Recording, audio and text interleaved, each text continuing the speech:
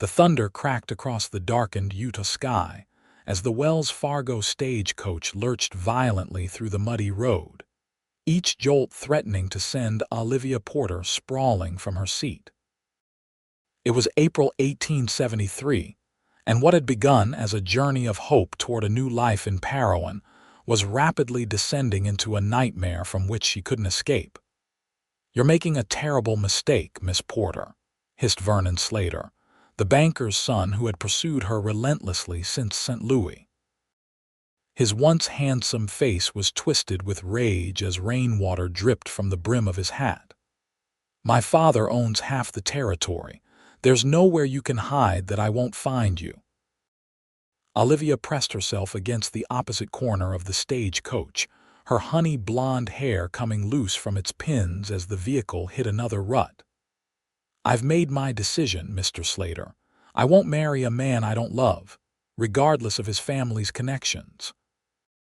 The stagecoach driver shouted over the downpour as they approached a river crossing.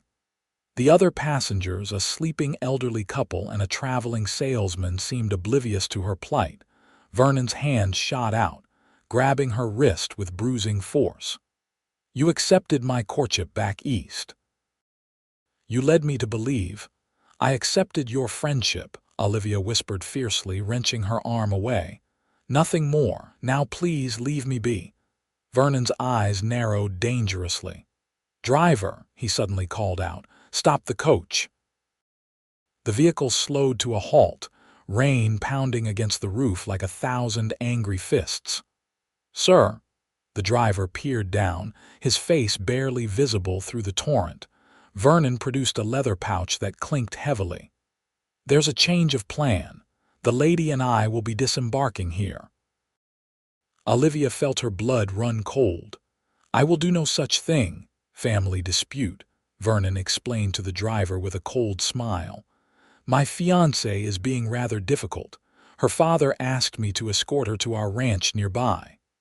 "That's a lie," Olivia cried, but Vernon's hand clamped over her mouth. The driver hesitated, but the weight of the coin pouch proved persuasive.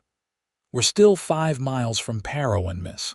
Not much out here, but Murphy's trading post about half a mile yonder ways." "Perfect," Vernon said, dragging Olivia toward the door despite her struggles. In a moment of desperation, as Vernon released her mouth to open the door, Olivia screamed, "Help! He's abducting me!" The elderly woman finally stirred, blinking in confusion, but Vernon had already forced Olivia out into the lashing rain. She landed hard on the muddy ground as the stagecoach driver hesitated. "Sir, if the lady doesn't want to," Vernon's hand moved to his coat, where Olivia knew he kept a small pistol. "This is none of your concern. Continue to Parowan." Something in his tone made the driver snap his whip. As the stagecoach lurched forward, Olivia scrambled to her feet and ran blindly into the darkness, her heart pounding with terror. "Olivia," Vernon's voice carried over the storm. "Don't be foolish. There's nothing out here but wilderness." She didn't care. Her boots slipped in the mud as she fled down the road, her soaked traveling dress weighing her down. Behind her, she could hear Vernon cursing as he gave chase. Rain stung her eyes as she ran, the darkness occasionally illuminated by lightning. It was in one such flash that she saw a small cabin set back from the road, a faint light glowing from its window. With renewed desperation, she changed course, heading toward the cabin. Vernon's footsteps splashed behind her, closing the distance. "I'll find you, Olivia. You can't escape me." She reached the small wooden porch of the cabin just as another lightning bolt revealed Vernon less than 20 yards behind. Pounding on the door with both fists, she sobbed, "Please, help me." The door swung open, and Olivia nearly fell inside. A tall figure stood silhouetted against the warm light of a fireplace. "Madam," a deep voice questioned. "Please," she gasped. "There's a man. He forced me off the stagecoach. He's coming." The man grabbed something from behind the door and stepped past her onto the porch. Olivia watched in astonishment as he unfurled a large umbrella and held it protectively over her, even as the rain soaked through his own shirt. Vernon appeared at the edge of the property, his breathing heavy as he spotted them. "That woman is my fiancée," he called out, approaching slowly. "She's had a hysterical episode. I appreciate your concern, but this is a private matter." The stranger, a broad-shouldered man with rain-darkened hair, kept the umbrella steady over Olivia. His other hand rested casually on his hip, where Olivia now noticed a holstered revolver. "That true, madam?" he asked without looking at her, his eyes fixed on Vernon. "No," Olivia said, her voice stronger now. "I barely know this man. He tried to force me to go with him." Vernon took another step forward. "Olivia, you're embarrassing yourself. Come now." The stranger's voice remained calm but carried a steel edge that made Vernon pause. "Seems to me the lady's made her choice. Now you can turn around and head back to wherever you came from, or we can have a different sort of conversation." Vernon's hand twitched toward his coat, but something in the stranger's stance made him reconsider. After a tense moment, he spat on the ground. "This isn't over, Olivia. Not by a long shot." "I believe it is," the stranger replied. "For tonight, anyway." Vernon backed away slowly, his face contorted with rage, before finally turning and disappearing into the darkness. Only then did the man turn to Olivia, his features softening in the dim light spilling from the cabin. He was younger than she'd first thought, perhaps 30, with a weathered face and keen gray eyes. "Come rest with me," he said gently, gesturing toward the cabin's door. "At least until the storm passes." Olivia hesitated, suddenly aware that she was placing her trust in another stranger. "I don't bite," he added with a small smile. "Quinn Blackburn at your service, madam. I brew a decent cup of coffee, and you look like you could use something warm." "Olivia Porter," she replied, relief washing over her as she stepped back inside. "And Mr. Blackburn, I believe I owe you my gratitude." "Quinn, please," he corrected, following her in and closing the door against the howling wind. "And you don't owe me anything, Miss Porter." As he hung the dripping umbrella on a peg by the door, Olivia took in the modest but neat cabin. A fire crackled in the stone hearth, and the smell of coffee hung in the air. "Are you headed to Parowan?" he asked, moving to the small stove where a pot simmered. "Yes," she said, suddenly conscious of her soaked appearance. "I'm to begin teaching at the schoolhouse next week." Quinn nodded, pouring coffee into a tin mug. "The town's been waiting on a new teacher since Mrs. Holloway retired last fall." He handed her the steaming cup. "Sugar's on the table if you need it." Olivia accepted the drink gratefully, wrapping her cold fingers around its warmth. "I should have arrived tomorrow, but that man Vernon Slater, he followed me from St. Louis." Quinn's expression darkened slightly. "Slater? Would that be related to Emmett Slater, the banker?" "His son," Olivia confirmed. "He developed an unwanted interest in me." "Emmett Slater's got money and influence, but not as much as he likes people to think," Quinn said, taking a seat across from her.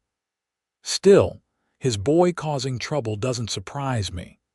Lightning flashed outside, followed by a crash of thunder that made Olivia jump, spilling a few drops of coffee.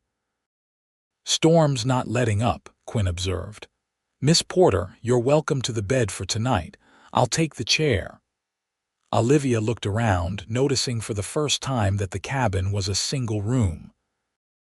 A narrow bed stood against one wall, a rough-hewn table and 2 chairs in the center, and the cooking area beside the fireplace. "I couldn't possibly." "I insist," he said firmly. "It's not proper, I know, but neither is sending you back out in this weather." There was something in his steady gaze that made Olivia trust him. Perhaps it was the way he'd faced down Vernon without hesitation, or how he'd thought to shield her from the rain with his umbrella even as it soaked him through. "Thank you," she said finally. "You're very kind." Quinn shrugged, a slight smile playing at his lips. Not according to most folks around here. Outside, the rain continued to fall, but for the first time since she'd left St. Louis, Olivia Porter felt safe. Quinn Blackburn wasn't what Olivia had expected to find in the Utah Territory. As he moved around the small cabin, hanging his dripping coat by the fire and adding another log to the flames, she observed him with cautious interest. He wore simple clothes, sturdy work pants, a blue cotton shirt now partly soaked from the rain, and worn boots. His dark hair was longer than was fashionable back east, and a shadow of stubble darkened his jaw.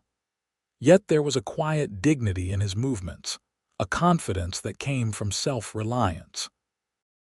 "If you'd like to dry off," he said, retrieving a folded blanket from a trunk at the foot of the bed, "I can step outside for a few minutes." "That won't be necessary," Olivia replied quickly, mortified at the thought of him standing in the downpour again. "The fire is helping already." Quinn nodded, placing the blanket within her reach. "Suit yourself, but the offer stands if you change your mind." As he moved to the stove to refill his own coffee cup, Olivia noticed a shelf of books beside the bed, more volumes than she would have expected in a frontier cabin.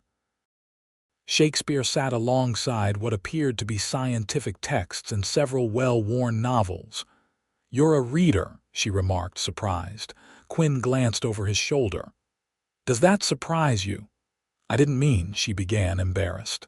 "It's all right," he said with a small smile. "Most folks around here find it peculiar too. My father believed education was important even out here." Olivia moved closer to the shelf, drawn by the familiar comfort of books. "These are wonderful editions. Thoreau, Whitman. And is that Darwin's Origin of Species?" "It is," Quinn confirmed. "Controversial reading in these parts, but compelling." "I've only read excerpts," Olivia admitted. "The school board back in St. Louis considered it inappropriate material for a young lady teacher." Something like amusement flickered in Quinn's eyes. "And what did you think of those excerpts, Miss Porter?" Olivia hesitated, then decided honesty was best. "I found them fascinating. The idea that all life is connected, evolving together. It's beautiful in its way, however unorthodox." Quinn studied her with newfound interest. "You might find Parowan challenging then. It's a good community but traditional in its thinking." "I'm prepared for that," she said, lifting her chin slightly. "I may have progressive ideas, Mr. Blackburn, but I know when to keep them to myself." "Quinn," he reminded her gently. "Quinn," she echoed, the informality still feeling strange on her tongue. A comfortable silence fell between them, interrupted only by the crackling fire and the persistent drumming of rain on the roof. Olivia's mind returned to Vernon Slater and the danger he represented. "Do you think he'll return?" she asked quietly. Quinn didn't pretend to misunderstand. "Not tonight in this weather. But Slater men are known for their stubbornness. If he's followed you this far—" "He won't give up easily," Olivia finished. "I had hoped that leaving St. Louis would be enough." Quinn leaned against the edge of the table, arms crossed. "May I ask what brought you to Utah Territory in the first place? Teaching positions are available throughout the country." Olivia sighed, the weight of her journey settling on her shoulders. "My parents died last year, influenza. I had been teaching at a girls' academy in St. Louis, living in teachers' housing. When Vernon began his pursuit, I had few options for escape. The advertisement for Parowan schoolteacher seemed like Providence far enough away that no one would think to look for me."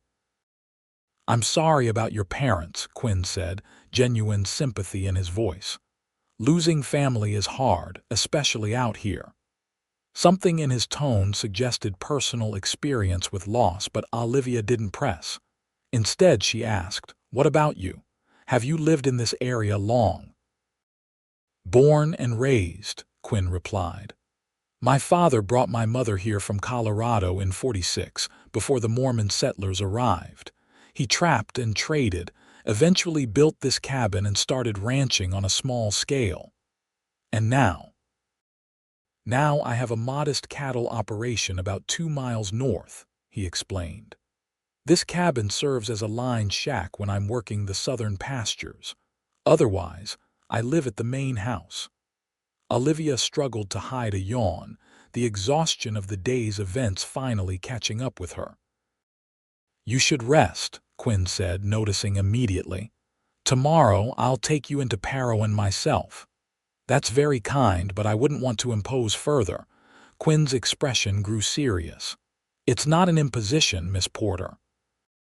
Vernon Slater knows you're here, and I wouldn't put it past him to wait down the road. You'll be safer with an escort. The reality of her situation hit Olivia anew. She had come west seeking independence and security, only to find herself dependent on the protection of a stranger. Yet something about Quinn Blackburn made her trust him implicitly. "Thank you," she said simply. Quinn nodded, then moved to the bed, quickly stripping it of its quilt and a pillow. "Get some sleep. I'll keep watch for a while." As Olivia settled onto the narrow bed, still wrapped in the blanket he had offered earlier, Quinn took his position in the chair, his revolver resting on the table beside him. The rain continued its steady rhythm against the roof, but despite the unfamiliar surroundings, Olivia found herself drifting toward sleep. Her last conscious thought was that Quinn Blackburn might be a stranger, but he was the first person since her parents' death who had made her feel truly safe. When Olivia awoke, pale morning light filtered through the cabin's single window. For a moment, she was disoriented, the unfamiliar surroundings confusing her sleep-addled mind. Then the events of the previous night rushed back, and she sat up quickly. Quinn was no longer in the chair where she'd last seen him. Instead, he stood at the small stove, his back to her as he worked with something in a cast iron pan. The aroma of coffee and frying bacon filled the cabin. "Good morning," he said without turning, somehow sensing she was awake. "Hope you don't mind breakfast. Thought you might be hungry." Olivia smoothed her rumpled dress, acutely aware of her disheveled appearance. Her hair had come completely loose from its pins during her flight through the rain, and she must look a fright. "That's very thoughtful," she replied, searching for her missing hairpins among the bedcovers. "What time is it?" "Just after 7, Quinn answered, glancing at the battered pocket watch on the table. "Storm moved on about an hour ago. Roads will be muddy but passable." Olivia located most of her pins and quickly began twisting her hair into a simple knot. "Have you been awake all night?" Quinn turned, a plate of bacon and biscuits in hand. "Got a few hours rest. I'm used to short nights during calving season." He set the plate on the table alongside a steaming cup of coffee. "It's not fancy, but it'll keep you going." As Olivia joined him at the table, she noticed he'd changed into fresh clothes, a clean shirt and denim pants. His dark hair was damp, suggesting he'd washed up outside while she slept. "Did you see any sign of Mr. Slater?" she asked, trying to keep her voice casual despite her anxiety. Quinn shook his head. "No, but that doesn't mean he's gone. More likely he found shelter in Parowan or at Murphy's trading post up the road." Olivia nodded, taking a small bite of bacon. Despite her nervousness, she found she was ravenous. "This is delicious." "Simple food tastes best when you're hungry," Quinn remarked with a hint of a smile. "There's more if you want it." They ate in companionable silence for a few minutes, the only sounds being the distant call of a mourning dove and the occasional creak of the cabin settling in the morning sun. "I've been thinking," Quinn said finally, "about your situation with Slater." Olivia looked up, suddenly wary. "Yes." "Parowan's a small town, less than 800 people. If Slater wants to make trouble for you there, it won't be hard for him to do it." "What are you suggesting?" Olivia asked, her stomach tightening. Quinn met her eyes directly. that you might consider alternatives. Cedar City's larger, about 20 miles south. Or there's Salt Lake City to the north, though that's considerably farther. Olivia shook her head firmly. I have a contract with Parowan School Board. I've given my word. Contracts can be broken when safety's at stake. My safety is my concern, Mr. Blackburn, Olivia replied, her voice sharper than she'd intended. Then, softening, she added, I appreciate your concern, truly, but I can't spend my life running. Parowan is where I've chosen to make my stand. Quinn studied her for a long moment, then nodded. Fair enough, but you should know what you're facing. Emmett Slater does business throughout the territory. His influence reaches Parowan, though he doesn't live there himself. All the more reason I can't show weakness, Olivia said. If I flee at the first sign of trouble, I'll never stop running. A glint of respect appeared in Quinn's eyes. You're braver than most men I know, Miss Porter. Not brave, she corrected. Just stubborn. This earned her a genuine smile, transforming Quinn's serious face and making him look suddenly younger. A trait I'm familiar with. After breakfast, Quinn disappeared outside briefly, returning with a freshly groomed chestnut mare hitched to a simple wagon. Clementine here will get us to Parowan, he explained, offering Olivia a hand up to the wooden seat. Not as comfortable as a stagecoach, but more reliable in mud. As they set off, the morning sun broke fully through the clouds, turning the rain-washed landscape into a glistening panorama. The red rock formations that surrounded them seemed to glow in the early light, their surfaces streaked with moisture from the night's storm. It's beautiful, Olivia breathed, taking in the vast openness of the land. Quinn glanced at her, something unreadable in his expression. Most newcomers don't see it that way at first. They notice the harshness before the beauty. Perhaps, Olivia mused, but there's something honest about this landscape. It doesn't pretend to be anything it's not. That's a good way of looking at it, Quinn agreed, guiding the horse around a particularly muddy section of road. This country demands the same honesty from the people who live here. It doesn't tolerate pretense for long. They fell into easy conversation as the wagon rolled steadily toward Parowan. Quinn pointed out landmarks and shared stories of the area's history, both the native peoples who had first inhabited the valley and the settlers who had come later. Olivia found herself fascinated not just by the tales, but by the man telling them. Beneath his reserved exterior, Quinn Blackburn possessed a depth of knowledge and thoughtfulness that surprised her. You mentioned your father valued education, she said as they passed a stand of cottonwood trees. Was he a teacher himself? Quinn shook his head. No, but he was an educated man, studied at Harvard before the wanderlust hit him. My mother was a schoolteacher, though, before she married him. She taught me until I was 12, then father took over with history, sciences, and literature. They sound like remarkable people, Olivia said softly. They were, Quinn agreed, a shadow passing over his face.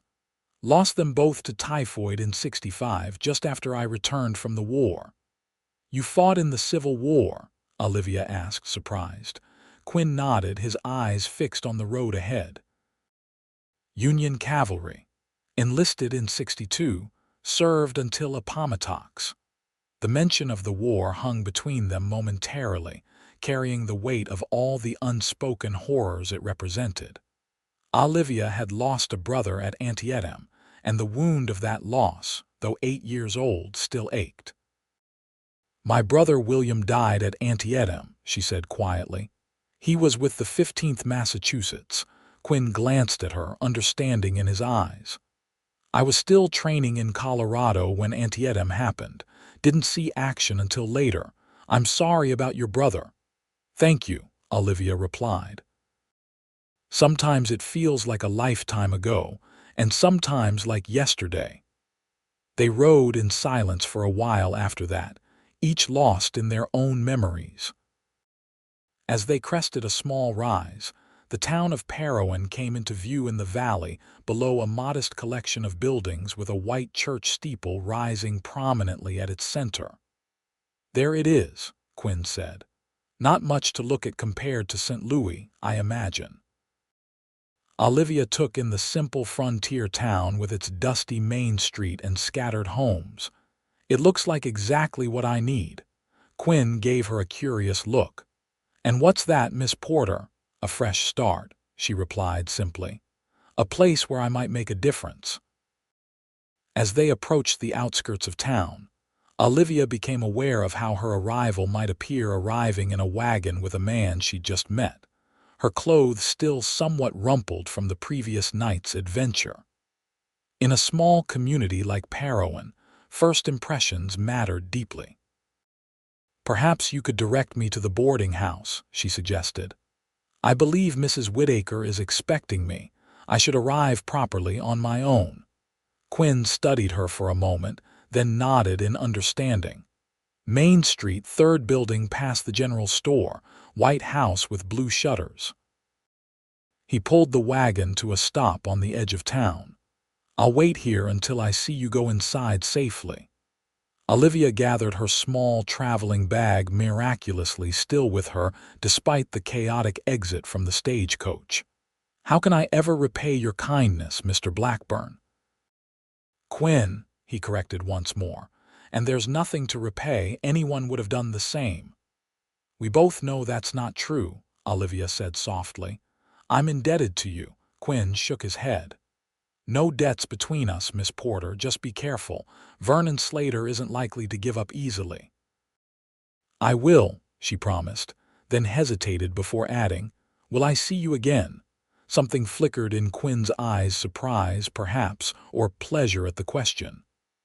"I come into town most Saturdays for supplies, and the schoolhouse isn't far from my north pasture." Olivia smiled, inexplicably heartened by this. "Then I suppose our paths may cross again." "I suppose they might," Quinn agreed, a warmth in his voice that hadn't been there before. As Olivia Porter walked down the muddy main street of Parowan toward her new life, she felt Quinn Blackburn's eyes following her, keeping watch until she was safely inside. It was a strange feeling being looked after again after so many months of fierce independence. Stranger still was how much she didn't mind it, at least when it was Quinn doing the watching. What she didn't see was Vernon Slater observing her arrival from the window of the Parowan Hotel, his eyes cold with calculation as they tracked her progress down the street. Mrs. Abigail Whittaker's boarding house proved to be exactly as advertised in her correspondence: clean, respectable, and governed by strict rules of propriety. The widow herself was a stout woman in her 60s with sharp eyes that missed nothing and a no-nonsense manner that Olivia found reassuring rather than intimidating. "You're a day early, Miss Porter," she remarked, showing Olivia to a modest but comfortable room on the second floor. "We weren't expecting you until tomorrow's coach." "There was a change of plans," Olivia replied carefully. "The weather was threatening, so I took an earlier stage." Mrs. Whittaker's raised eyebrow suggested she didn't entirely believe this explanation, but was too polite to say so. "Well, you're here now. Breakfast is at 6:30 sharp, dinner at noon, and supper at 6. I don't permit gentlemen callers above the parlor, and the front door is locked at 9 each evening." "That sounds perfectly reasonable," Olivia assured her. "The school board is eager to meet you, Mrs. Whittaker continued.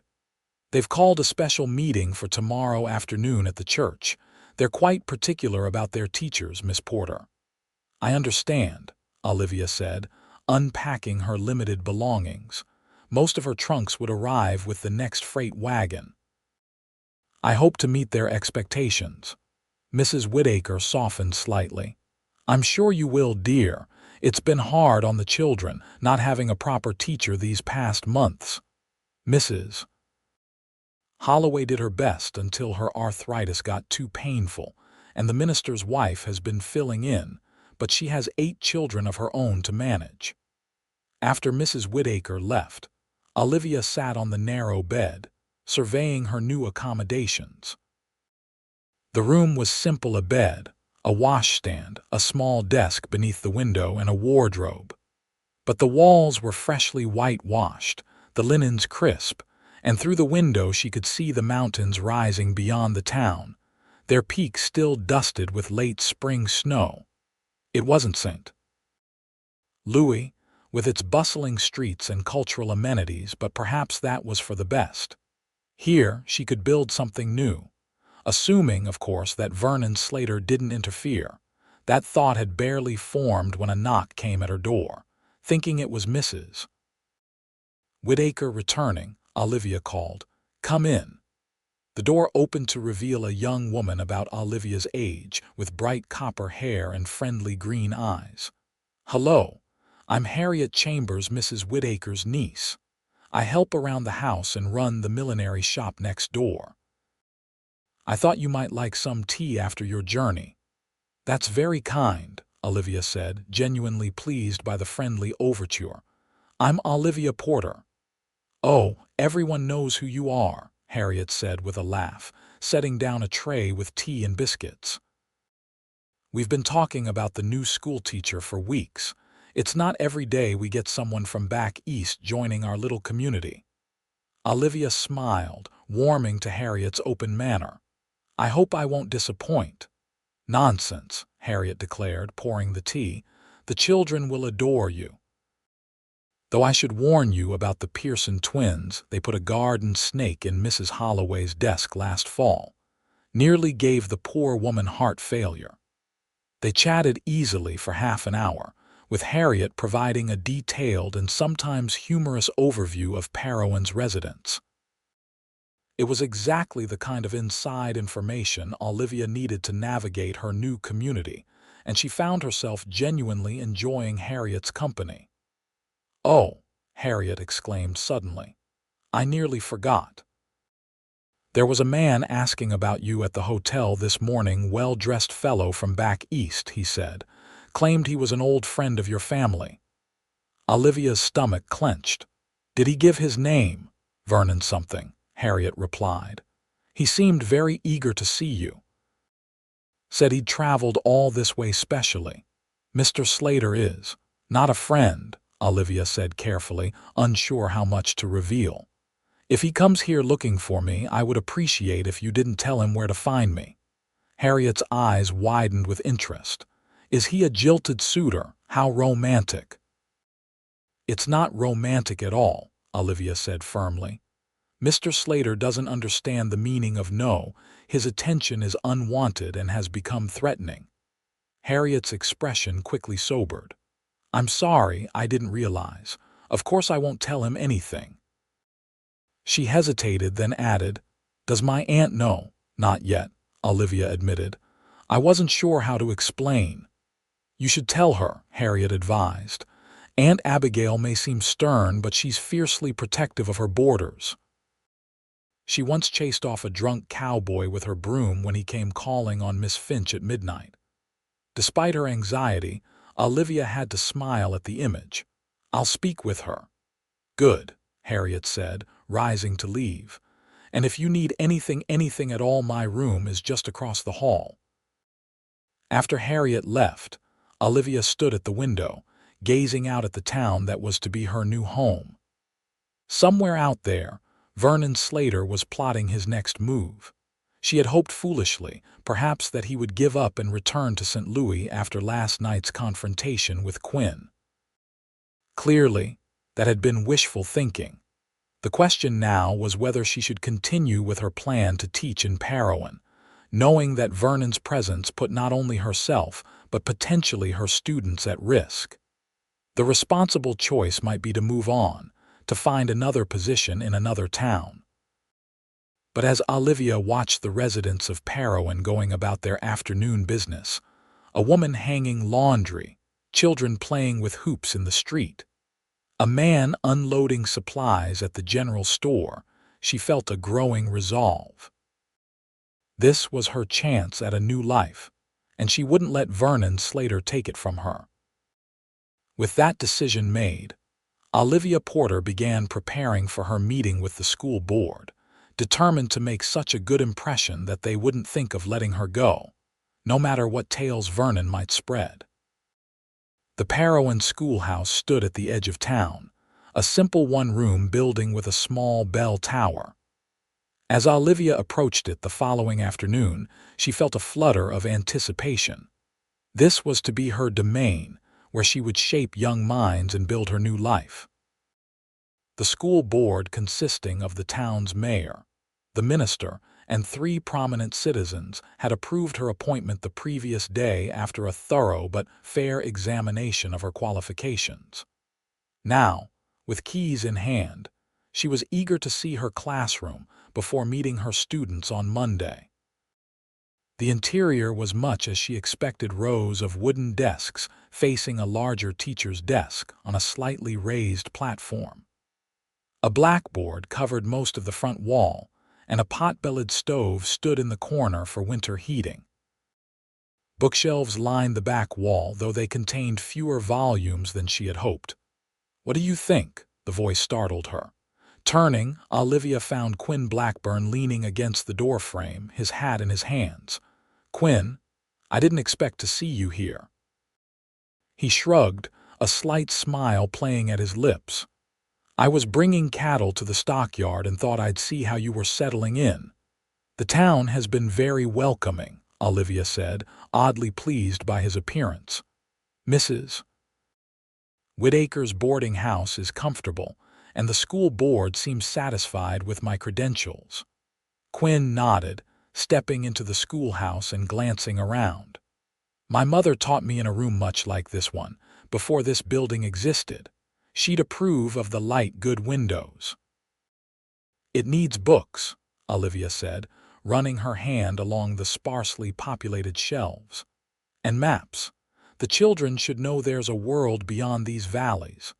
You'd be surprised how many folks around here would disagree with that notion," Quinn remarked. "Some believe too much knowledge of the outside world only creates discontent." "And what do you believe, Mr. Blackburn?" Olivia asked, curious about his perspective. Quinn met her eyes directly. "I believe ignorance is more dangerous than knowledge, Miss Porter. Always have." Before Olivia could respond, a shadow darkened the doorway. Vernon Slater stood there, immaculately dressed despite the dusty streets, his handsome face tight with controlled anger. "How touching," he drawled. "The schoolmarm and the cowboy." Quinn turned slowly, his posture relaxed but alert. "Mr. Slater, wasn't expecting to see you again so soon." "I'm sure you weren't," Vernon replied coldly, then shifted his gaze to Olivia. "I've been looking for you, Olivia. You left our conversation rather abruptly the other night." "There was nothing left to discuss," Olivia said firmly, though her heart raced. "Please leave, Mr. Slater. You're not welcome here." Vernon ignored her, stepping further into the schoolhouse. "I've been speaking with several members of this community. They were quite interested to hear about your questionable behavior in St. Louis. How you led me on, accepted expensive gifts, then fled in the night like a thief." "That's a lie," Olivia said, her voice steady despite her growing fear. "Is it?" Vernon smiled unpleasantly. "I have letters, quite affectionate ones, that suggest otherwise. I wonder what the good people of Parowan would think if they saw them." Quinn moved subtly, positioning himself between Olivia and Vernon. "I think you should reconsider whatever you're planning, Slater." "This doesn't concern you, Cowboy," Vernon snapped. "This is between me and my fiancé." "I am not your fiancé," Olivia stated clearly. "I never was." Vernon's face darkened. "We'll see what the school board thinks when I present my evidence." Small towns like this are particularly sensitive about their teachers' moral character, aren't they? The threat hung in the air, its implication clear.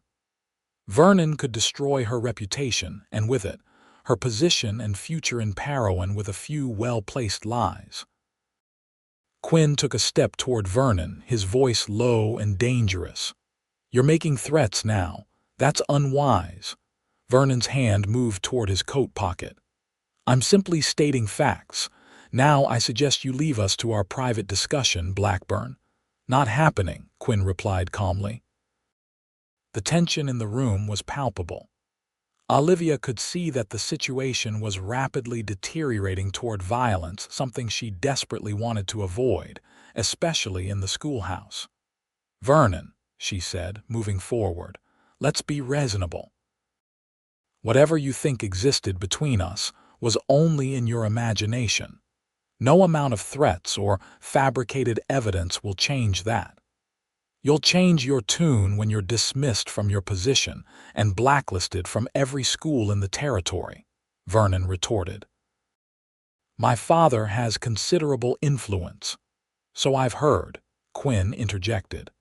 "But influence has its limits, especially when people learn how you treat women who refuse your advances." Vernon's face flushed with anger. "You dare!" The sound of children's voices outside interrupted whatever Vernon had been about to say. A moment later, 3 young boys appeared in the doorway, curious faces peering into the schoolhouse. "Miss Porter," the tallest one asked. "Ma said you might be here." "We wanted to meet the new teacher." Olivia composed herself quickly, forcing a smile. "Hello there. Yes, I'm Miss Porter, and you are—" "I'm Thomas Wilson," the boy replied. "These are my brothers, Samuel and Josiah." Vernon stared at the children with barely concealed irritation, while Quinn nodded politely to the boys. "It's nice to meet you, Thomas," Olivia said warmly. "I was just getting acquainted with the schoolhouse. Classes will begin on Monday." Thomas glanced curiously between the 3 adults, clearly sensing the tension. "Is everything all right, Miss Porter?" "Everything's fine," Quinn answered before Olivia could respond. "Mr. Slater here was just leaving." Vernon's jaw tightened, but with the children present, he seemed unwilling to continue his threats. "This discussion isn't over, Olivia," he said quietly, then brushed past the boys and out the door. Once Vernon was gone, Quinn turned to the Wilson boys with a gentle smile. "Thomas, why don't you and your brothers show Miss Porter where the best blackberries grow behind the schoolhouse? I'm sure she'd appreciate knowing." The boys eagerly agreed, and Olivia allowed herself to be led outside, grateful for Quinn's quick thinking. As they left the schoolhouse, she glanced back to see him watching them, his expression thoughtful.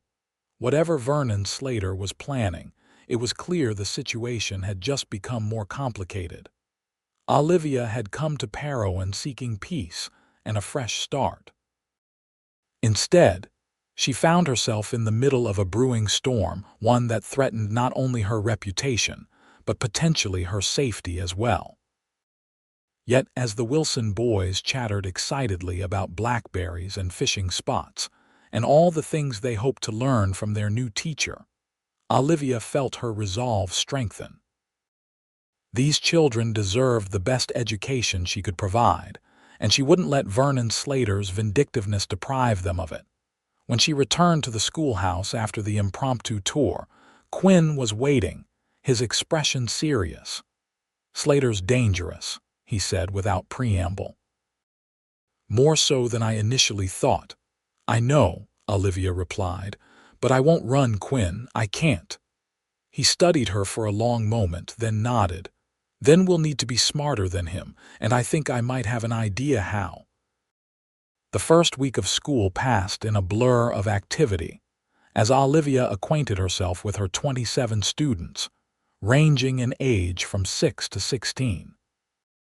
Despite her concerns about Vernon Slater, she found herself thoroughly enjoying the challenge of teaching in the one-room schoolhouse, adapting her lessons to accommodate the various age groups and abilities.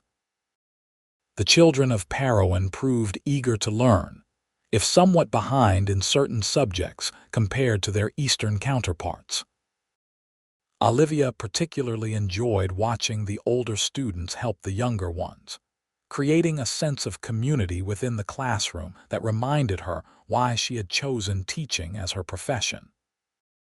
Throughout the week, she caught no glimpse of Vernon, though she remained vigilant, half expecting him to appear at the schoolhouse door or confront her on her daily walk between the boarding house and the school.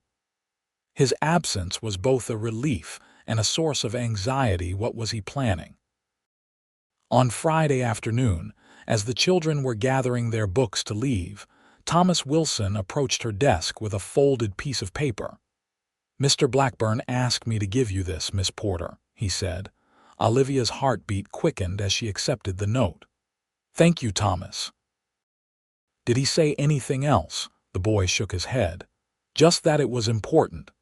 He hesitated, then added with the directness of youth, "Ma says Mr. Blackburn never talks to anybody, but he talked to you. Are you special friends?"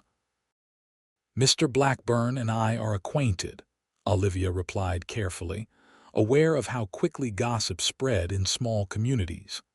"He helped me when I first arrived in Parowan." This seemed to satisfy Thomas, who nodded and ran off to join his brothers outside.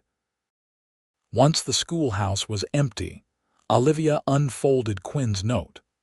"Saturday noon, Murphy's Trading Post. Important information regarding SQ." Murphy's Trading Post was the establishment near where Olivia had fled the Stagecoach, about 5 miles outside of Parowan. Getting there without raising questions would be challenging, but not impossible. The next morning, Olivia told Mrs. Whittaker she was going for a long walk to collect botanical specimens for a science lesson.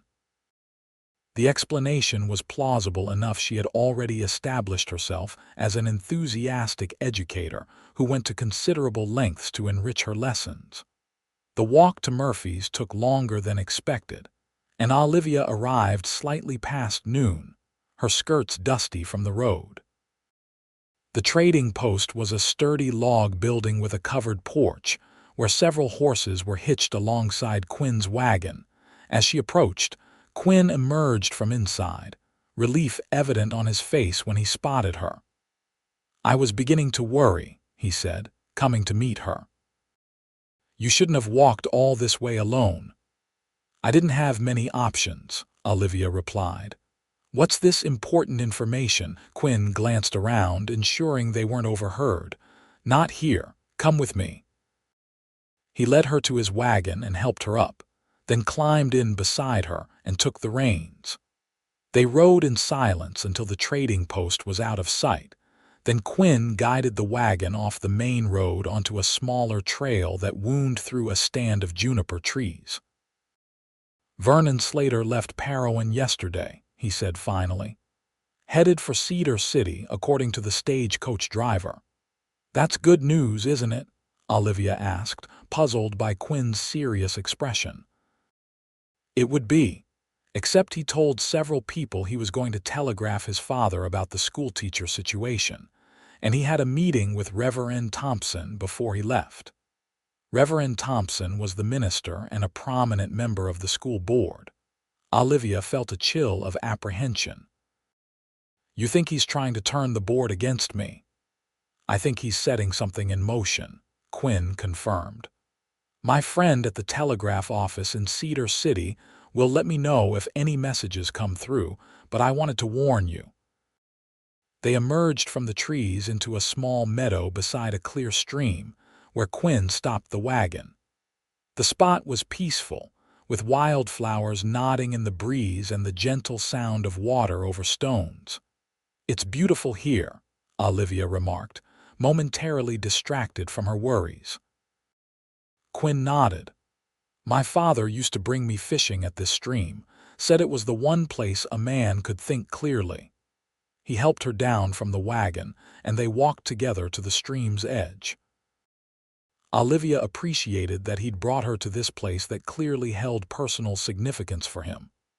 "What do you think Vernon is planning?" she asked, returning to the matter at hand. Quinn shook his head.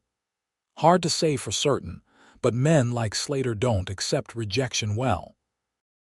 He'll try to discredit you professionally first. That's why he spoke to Reverend Thompson. If that fails...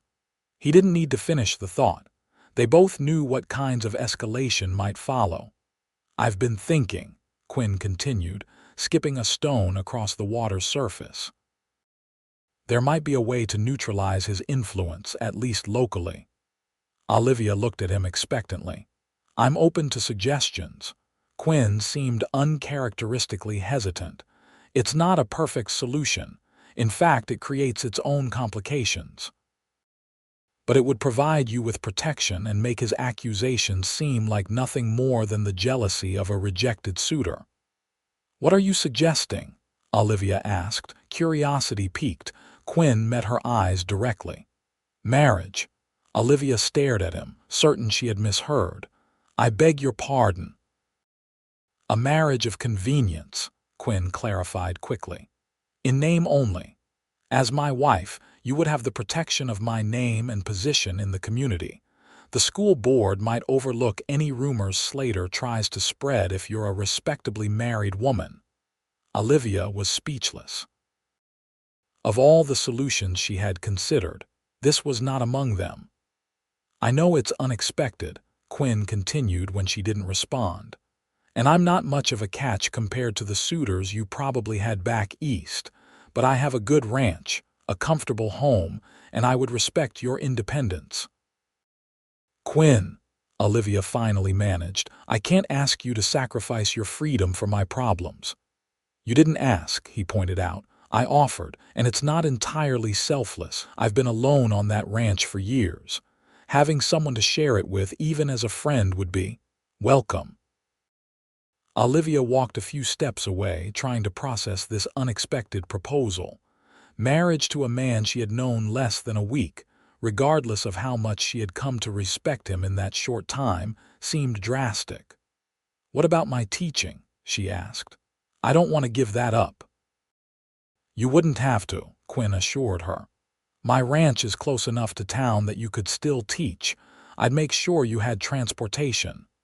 Olivia turned back to him, studying his face. There was no deceit there, no hidden agenda she could detect. Just a genuine offer of help, albeit an extraordinary one. "Why would you do this for me?" she asked softly. Quinn looked away, his gaze following the path of the stream as it wound through the meadow. "Because I know what it's like to have your choices taken away. To be at the mercy of circumstances beyond your control." He paused, then added, "And because in the short time I've known you, Olivia Porter, I've come to admire your courage and determination. This territory needs more people like you, not fewer." It was perhaps the longest speech she had heard from him, and the sincerity in his voice was unmistakable. "I need time to think," Olivia said finally. "This isn't a decision to make hastily." Quinn nodded, seeming relieved that she hadn't outright rejected the idea. "Of course. Take all the time you need." He glanced at the sun's position. "We should head back soon. You don't want to be missed too long." As they rode back toward Parowan, Olivia's mind whirled with the implications of Quinn's proposal. Marriage had never been high among her priorities. She had seen too many women forced to give up their dreams and independence when they wed. Yet Quinn seemed to be offering a partnership that would preserve her freedom rather than restrict it. And there was something else, something she was reluctant to examine too closely. In the brief time she had known Quinn Blackburn, she had felt a connection to him that she couldn't easily explain. His quiet strength, his respect for her mind and choices, his willingness to stand beside her against danger, these were rare qualities in a man. What would it be like, she wondered, to share a life with such a person? Even if it began as an arrangement of convenience, might it not develop into something more genuine over time? They were approaching the outskirts of town when Quinn broke the silence that had settled between them. "Whatever you decide, I'll respect it. And I'll still help you deal with Slater either way." Olivia looked at him, touched by this assurance. "Thank you, Quinn, for everything." He nodded, his expression softening slightly. "I'll wait for your answer." As Quinn let her off at a discreet distance from the boarding house, Olivia realized she had already made her decision. The logic of his proposal was undeniable, but it wasn't logic alone that swayed her. There was something about Quinn Blackburn that inspired trust, and perhaps, given time, something deeper. Monday morning dawned clear and bright, bringing with it a sense of anticipation as Olivia prepared for her second week of teaching. She had spent most of Sunday contemplating Quinn's unexpected proposal, weighing the practical benefits against the enormity of such a commitment. By the time she arrived at the schoolhouse to prepare for the day, she had reached a decision. Now she just needed to find the right moment to convey it to Quinn. That opportunity came sooner than expected.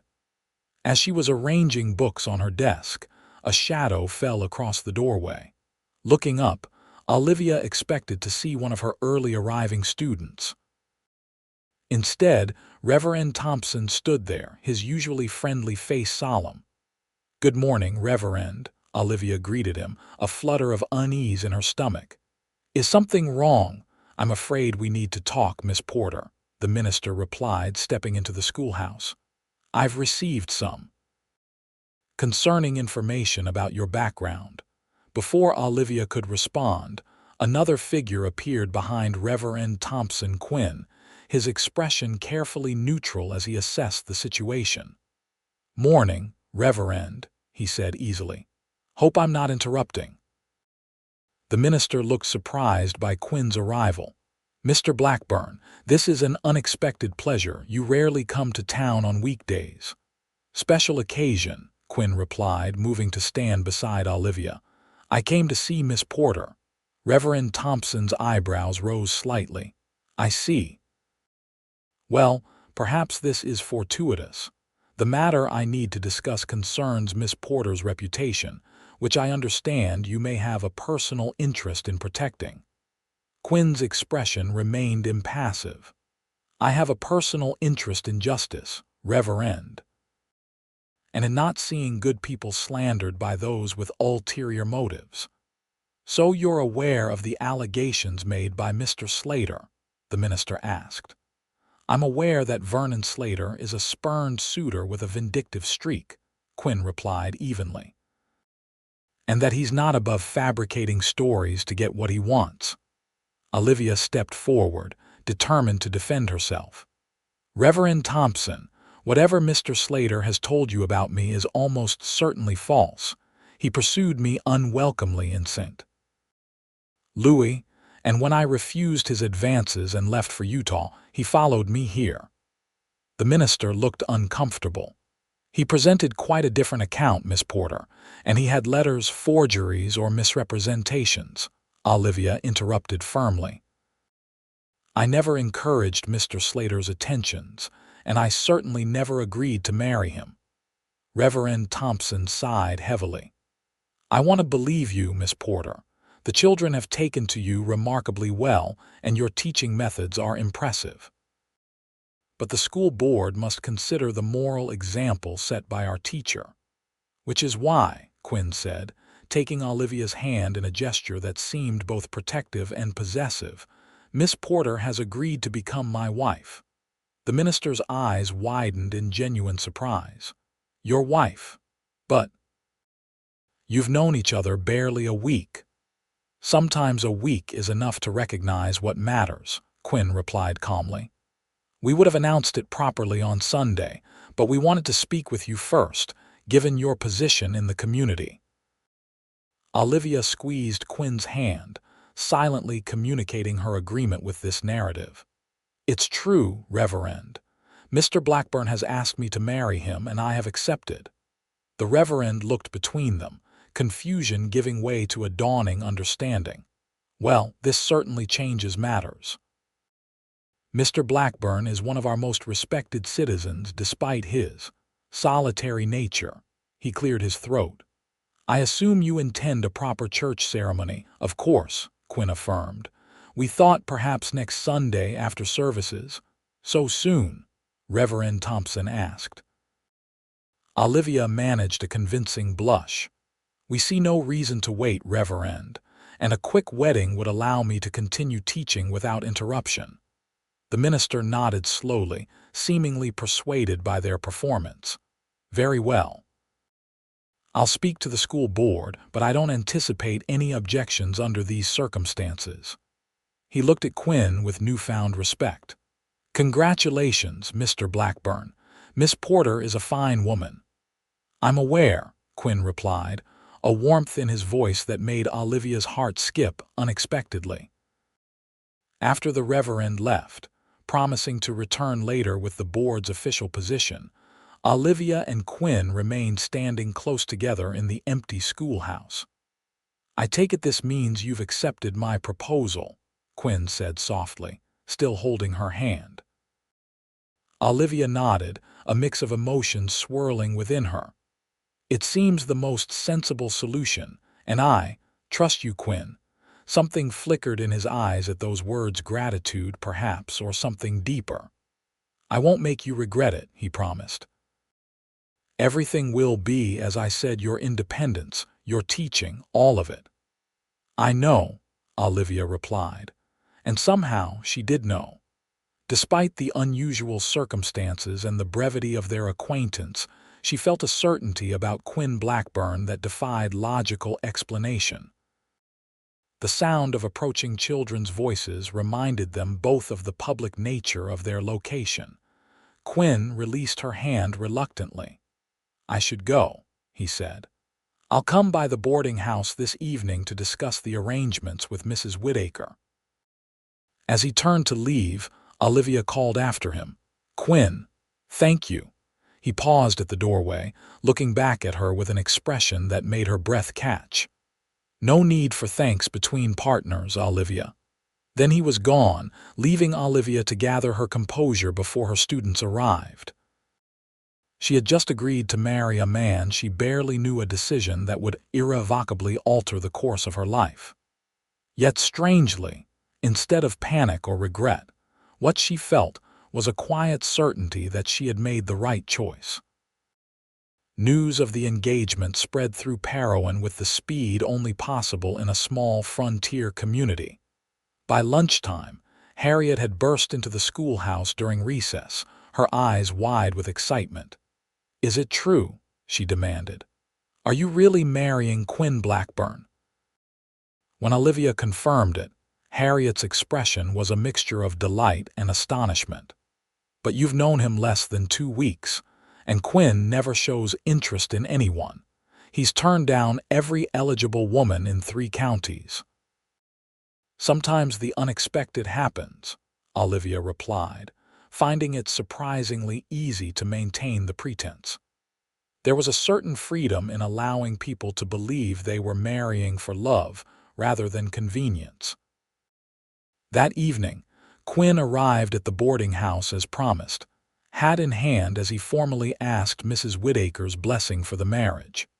The older woman, though clearly startled by the swiftness of the courtship, seemed cautiously approving. Mr. Blackburn has a fine reputation as an honest and hard-working man, she told Olivia later. A bit of a loner, to be sure, but perhaps that's what makes your connection so remarkable. He looks at you as if he's discovered something precious. Olivia dismissed this observation as the romantic imagination of her landlady. But the words stayed with her as preparations for the wedding proceeded at a whirlwind pace. Sunday arrived clear and warm, with the scent of spring blossoms filling the air. The entire town, it seemed, had turned out for the ceremony, curious to witness the union of their new schoolteacher and the reserved rancher who had caught her attention so quickly. Harriet had helped Olivia prepare a simple but elegant wedding dress, fashioned from cream-colored silk that had been intended for a wealthier client who had changed her mind. With wildflowers in her hair and borrowed pearl earrings from Mrs. Whittaker, Olivia looked every inch the radiant bride as she walked down the aisle of Parowan's small church. Quinn waited at the altar, more formally dressed than she had ever seen him, in a dark suit that emphasized his broad shoulders. What struck her most, however, was his expression as she approached, a look of such genuine wonder and appreciation that for a moment Olivia could almost believe this was a true love match rather than an arrangement of mutual benefit. Reverend Thompson conducted the ceremony with dignity and warmth, speaking of the sacred bond of matrimony and the responsibilities it entailed. When the time came to exchange vows, Quinn's voice was steady and sure, his eyes never leaving Olivia's face as he promised to honor, protect, and cherish her. Olivia spoke her own vows with equal conviction, finding that despite the unusual circumstances, the words held meaning for her. Whatever began as convenience had already grown into genuine respect and affection. Perhaps, in time, it might grow into something more. When the minister pronounced them husband and wife, Quinn's kiss was gentle and brief, appropriate for a church ceremony, but something in the way his hand trembled slightly as it cupped her cheek suggested deeper emotions than he revealed.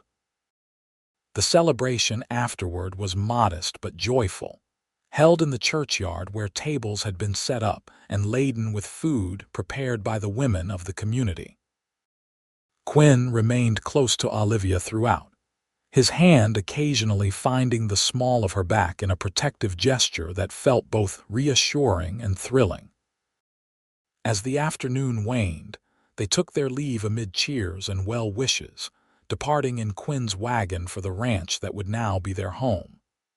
Olivia's few possessions had been sent ahead that morning, and the trunks that had arrived from St. Louis were already there as well. The journey took less than an hour, with Quinn pointing out landmarks along the way: grazing lands, a creek that ran through his property, an old Indian trail that his father had once followed. Olivia listened with interest, trying to absorb everything about the place that was to be her new home. When they crested a small rise, the ranch came into view, a substantial two-story house built of sturdy logs and local stone, with a wide porch wrapping around the front. Nearby stood a large barn, corral, and several smaller outbuildings. It was considerably more impressive than the humble cabin where they had first met. "It's beautiful," Olivia said sincerely. Quinn looked pleased by her reaction. "My father built the original cabin, the one where you stayed that first night. This house came later, after my mother insisted on something more substantial. They worked on it together for years." As they drew closer, Olivia noticed details that spoke of care and craftsmanship: carved porch railings, window boxes ready for spring planting, a stone chimney that promised warmth in winter. Quinn helped her down from the wagon and, to her surprise, swept her into his arms before she could take a step toward the house. "Tradition," he explained with a slight smile, carrying her up the porch steps and across the threshold. Inside, the house was more spacious than it appeared from outside, with a large main room dominated by a stone fireplace. Comfortable furniture, much of it clearly handcrafted, was arranged to take advantage of both the hearth and the natural light from the windows. Bookshelves lined one wall, filled with volumes that reminded Olivia of the collection she had admired in Quinn's cabin. "It's been a bachelor's house for too long," Quinn said, setting her gently on her feet, "but I hope you'll find it comfortable." "It's wonderful," Olivia assured him, touched by his obvious concern for her approval. Quinn showed her through the rest of the house, a well-equipped kitchen, a small study that he said she was welcome to use, and upstairs, several bedrooms including the master chamber with its large four-poster bed. It was here that the reality of their situation became suddenly, awkwardly apparent.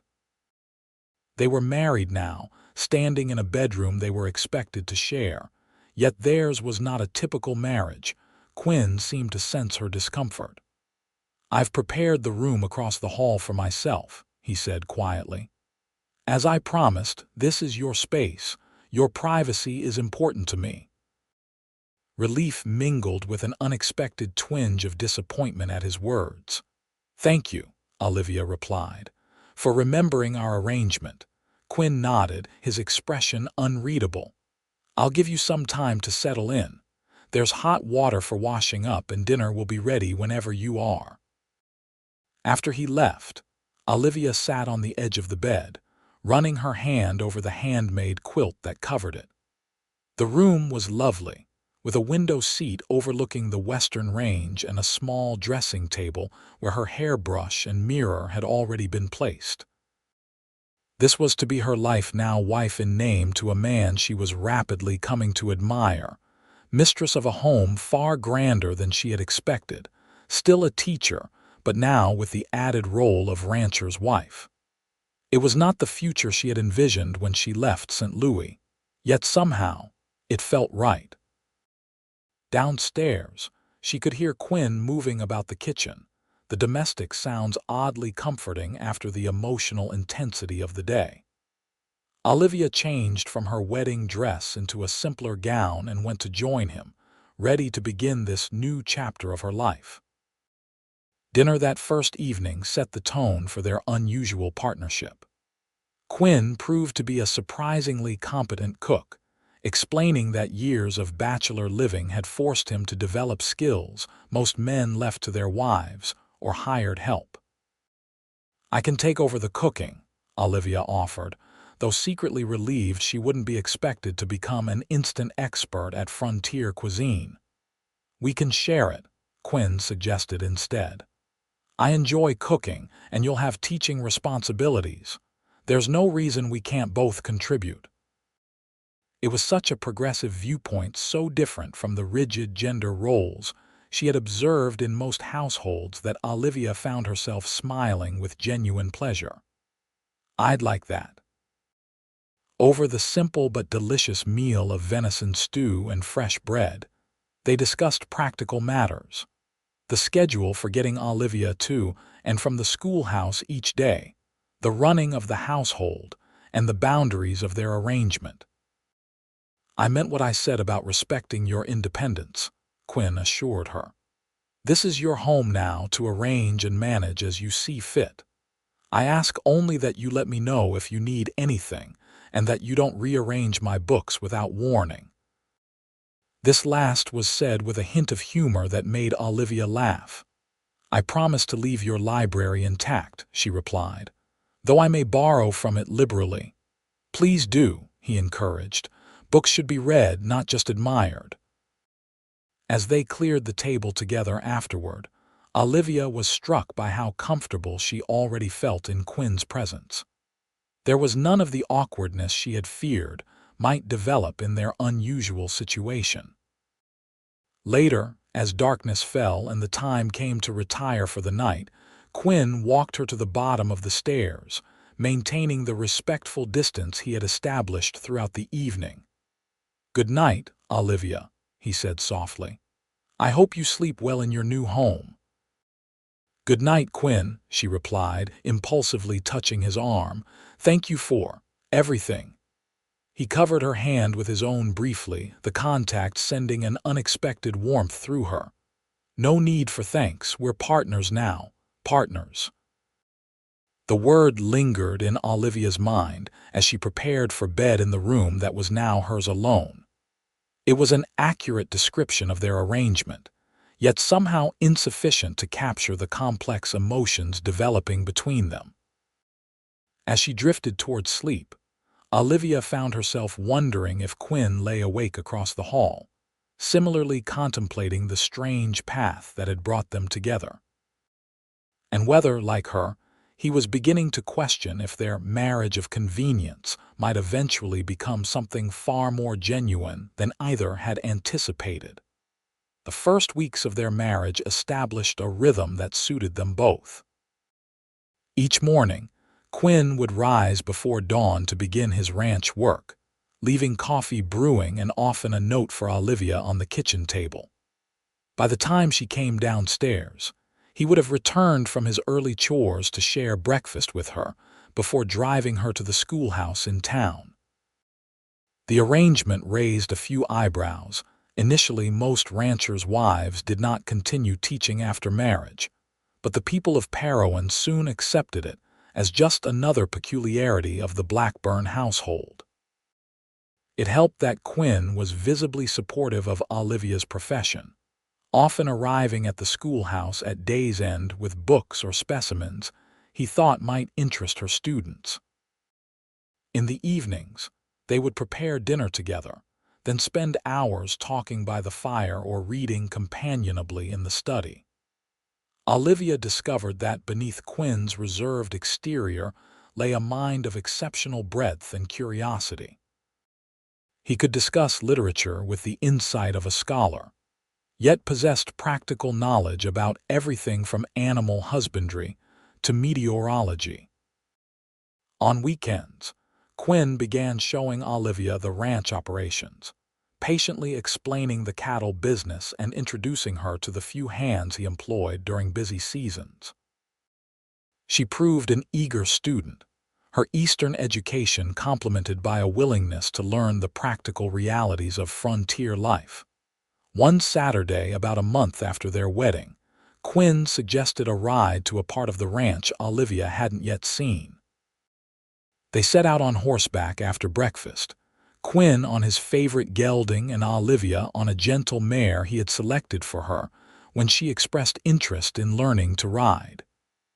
"You're becoming quite the horsewoman," Quinn observed as they followed a trail that wound up into the foothills.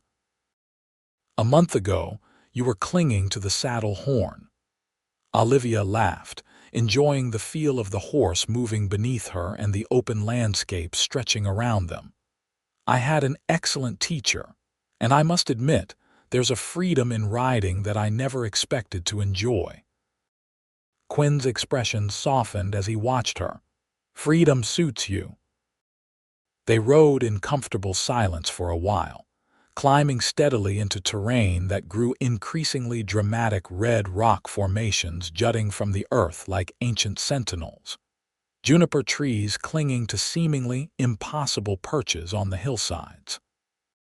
Finally, they reached what appeared to be their destination, a high meadow ringed by aspens, with a breathtaking view of the valley below. Parowan was visible in the distance, a tiny settlement dwarfed by the magnificent landscape that surrounded it. "This is incredible," Olivia breathed, dismounting to better appreciate the panorama before them. Quinn tied their horses to a nearby tree and joined her at the edge of the meadow. "My father called this place Perspective Point. Said it reminded a man of his proper place in the world, significant enough to appreciate such a view, but humble enough to recognize his smallness within it." "He sounds like a wise man," Olivia observed. "He was," Quinn agreed. "I think he would have liked you very much." There was such warmth in his voice that Olivia turned to look at him, finding his eyes already on her face. Something shifted between them in that moment, a subtle change in the air, a heightening of awareness. "Quinn," she began, uncertain what she wanted to say but feeling that something needed to be acknowledged. He took a step closer, his voice low. "I've been thinking, Olivia, about our arrangement." Her heart quickened. "Yes, it's been working well, I believe, but I find myself—" He paused, seeming to search for the right words.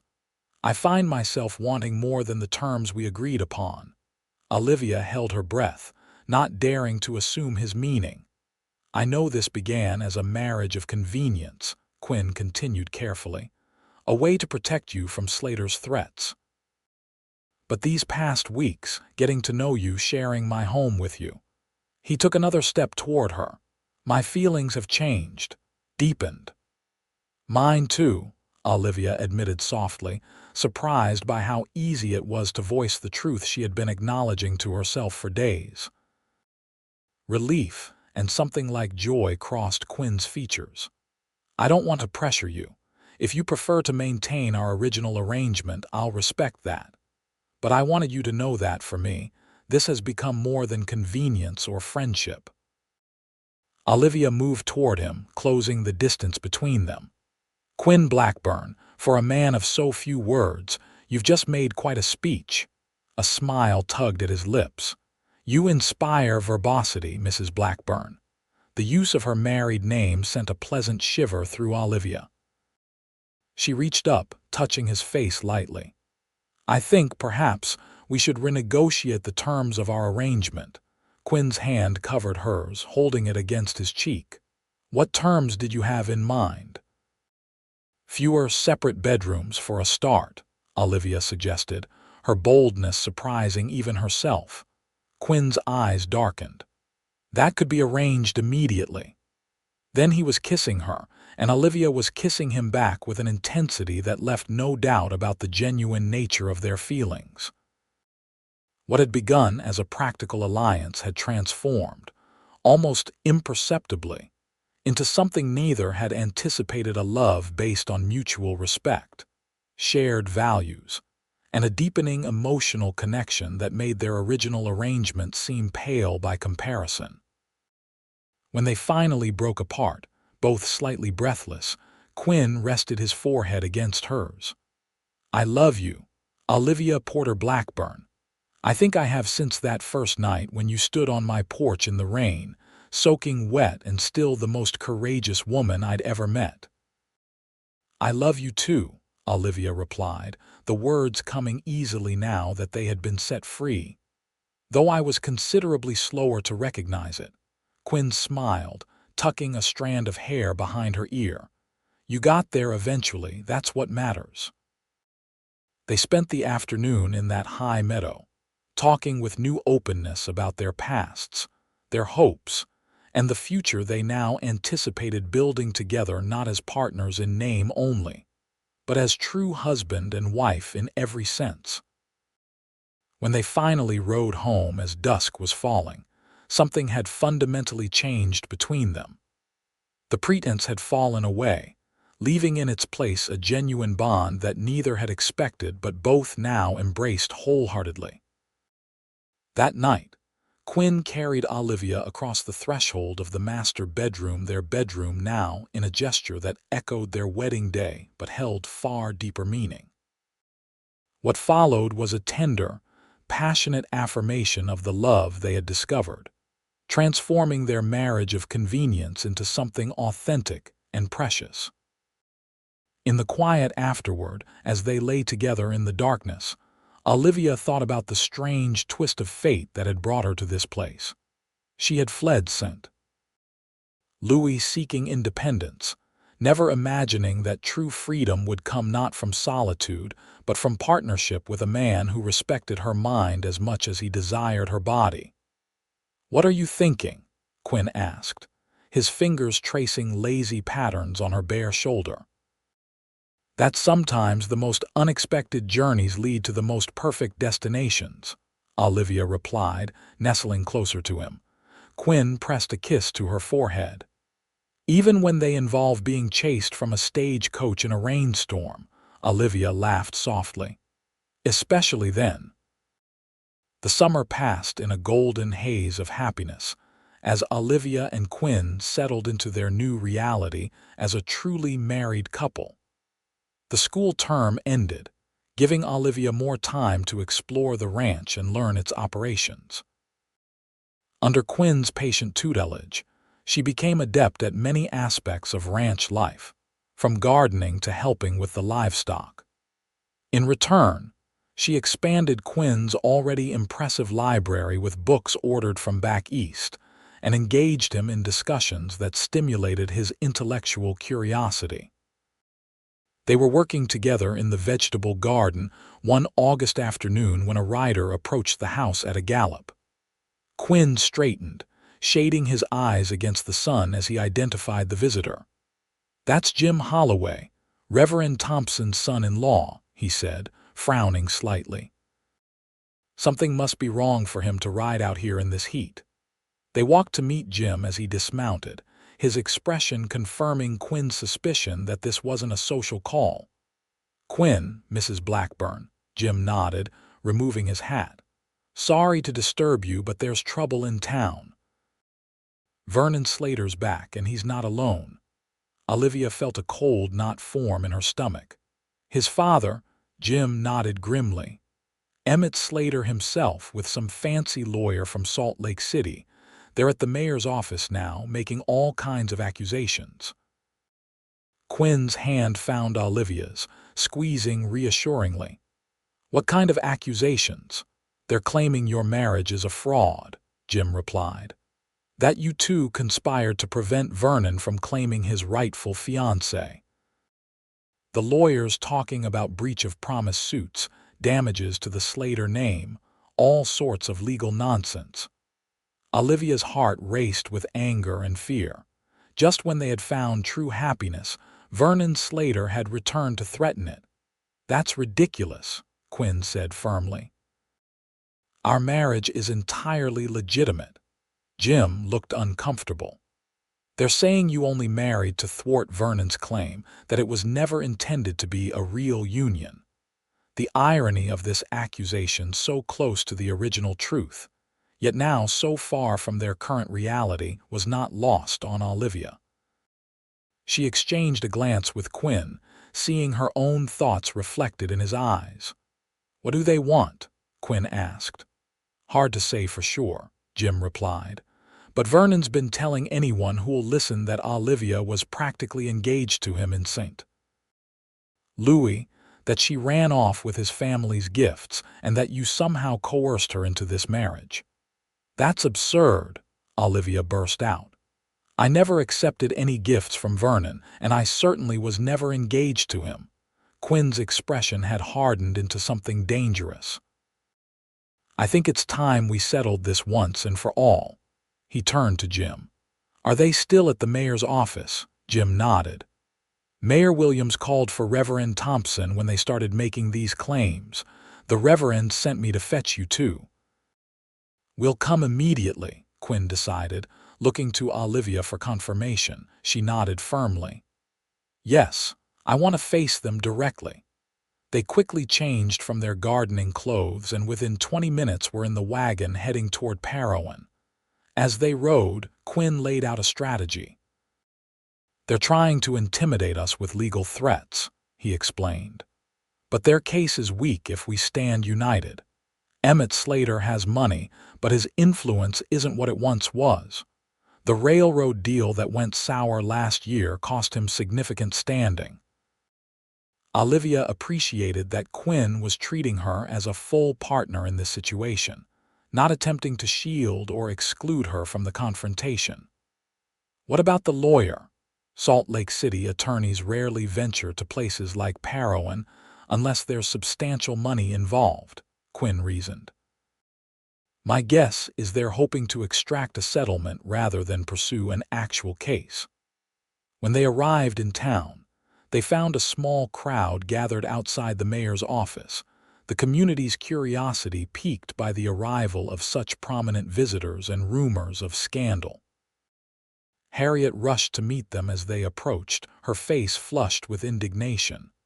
Olivia, the things that awful man is saying about you, no one believes him, of course. We all know how happy you and Quinn are. Olivia squeezed her friend's hand gratefully. Thank you, Harriet. That means a great deal.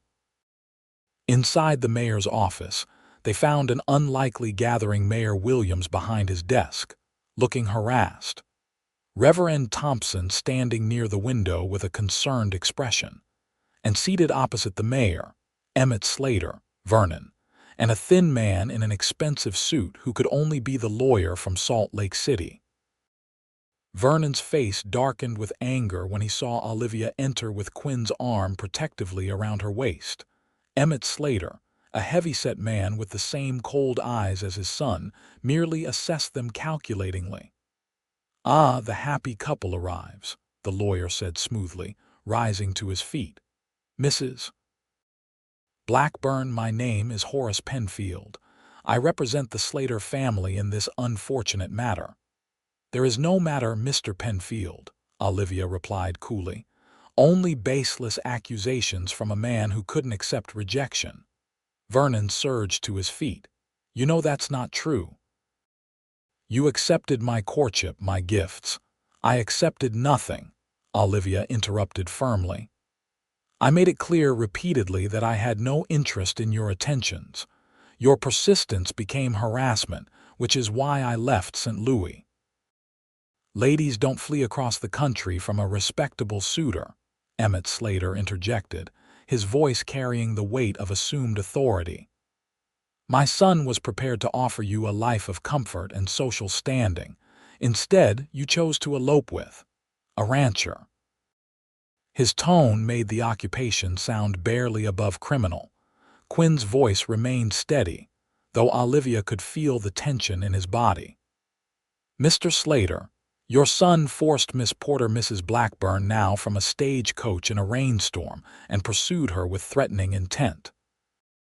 Those aren't the actions of a respectable suitor, they're the actions of a dangerous man." The lawyer cleared his throat. "These are serious allegations, Mr. Blackburn. Do you have witnesses to this supposed incident?"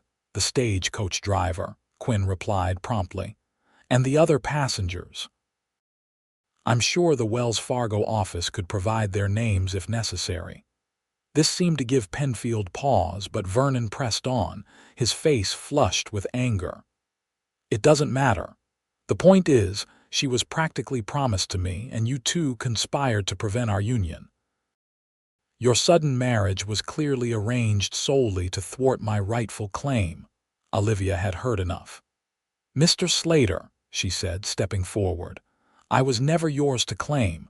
I am not property to be bartered or seized. I am a woman who made her own choice first to leave an intolerable situation, and then to marry a man I respect and love." The room fell silent at her passionate declaration. "Furthermore," she continued, gaining momentum, "our marriage, whatever its initial timing, is genuine and legal in every respect. We live together as husband and wife, share our lives completely, and intend to build a future together. Any suggestion to the contrary is not only false but malicious." Quinn moved to stand beside her, his hand finding hers in a public display of unity. "If you pursue these baseless claims," he added, addressing the lawyer directly, "we'll counter with charges of harassment and attempted abduction against Vernon Slater. I don't think the Slater family reputation would survive such allegations, especially if they become public record in court." Emmett Slater's expression darkened as he considered this threat. For all his bluster, he was a businessman at heart, and the potential damage to his name and, by extension, his business interests was clearly concerning. "Perhaps," Reverend Thompson suggested into the tense silence, "there has been a misunderstanding here.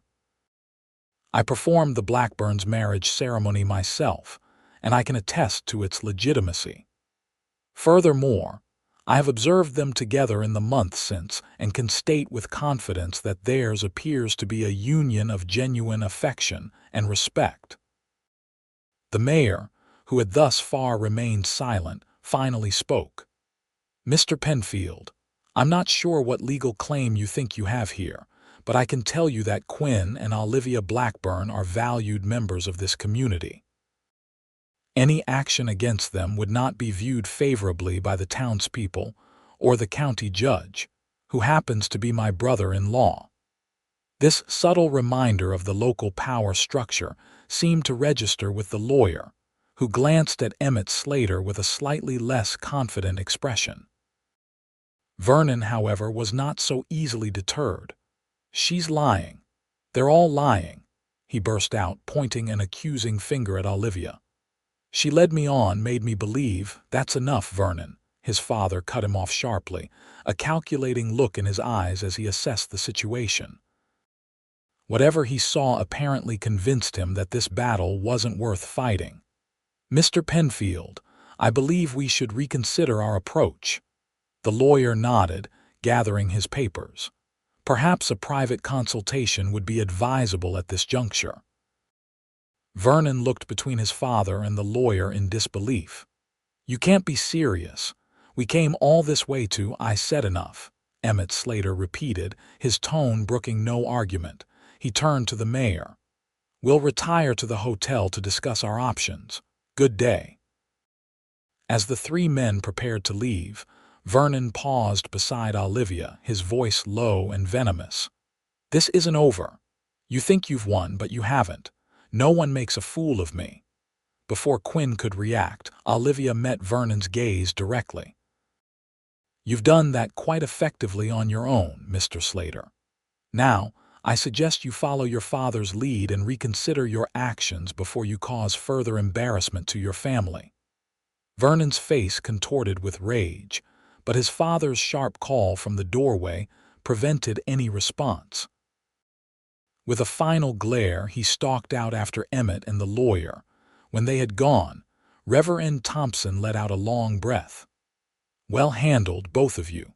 I don't think they have much of a case, but the Slaters can be persistent when thwarted."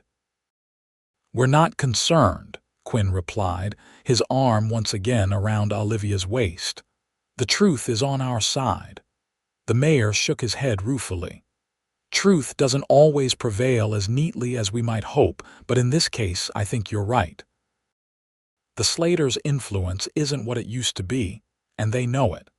My guess is they'll make some noise, then retreat to Salt Lake City to lick their wounds." Olivia hoped he was right, but Vernon's parting threat lingered in her mind. He didn't strike her as a man who surrendered easily, even when wisdom dictated retreat. As they left the mayor's office, Quinn and Olivia found themselves surrounded by supportive townspeople who had gathered to express their solidarity.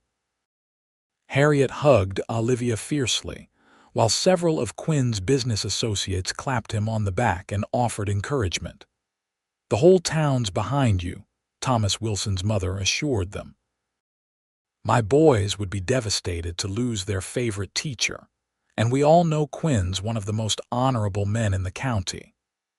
This spontaneous show of support was deeply moving to Olivia, who had lived in Parowan less than 6 months, yet already felt more at home than she ever had in St. Louis.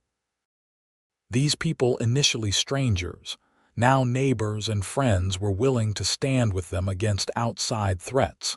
As they drove home later that afternoon, Quinn and Olivia discussed the confrontation and its potential aftermath. "You think they'll actually pursue legal action?" Olivia asked, still troubled by Vernon's parting threat.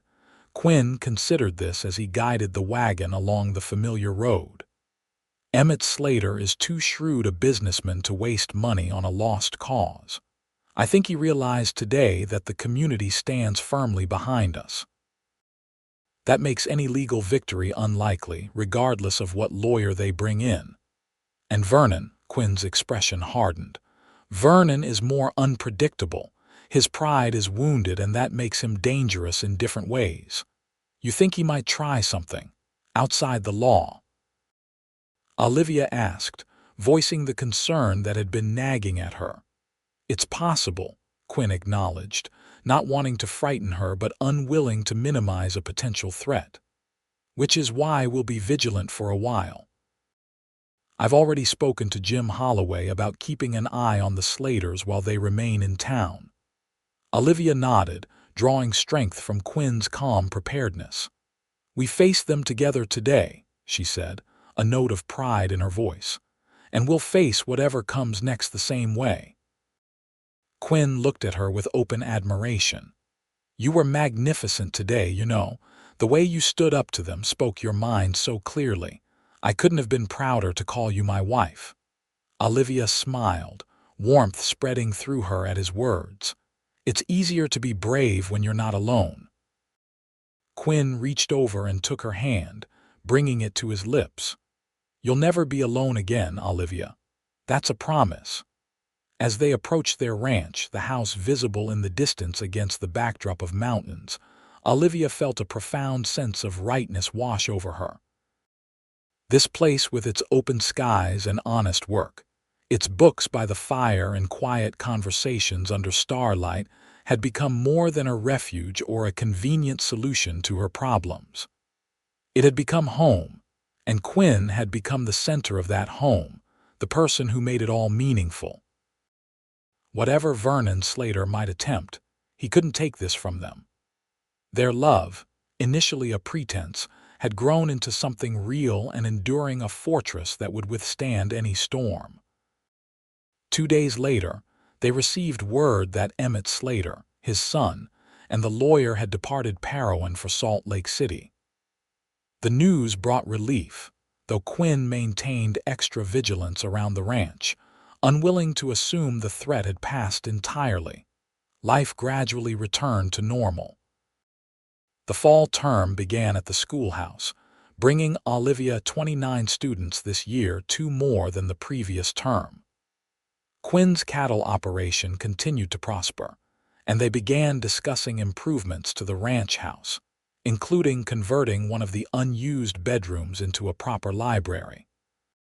It was during these peaceful weeks that Olivia made a discovery that would change their lives once more.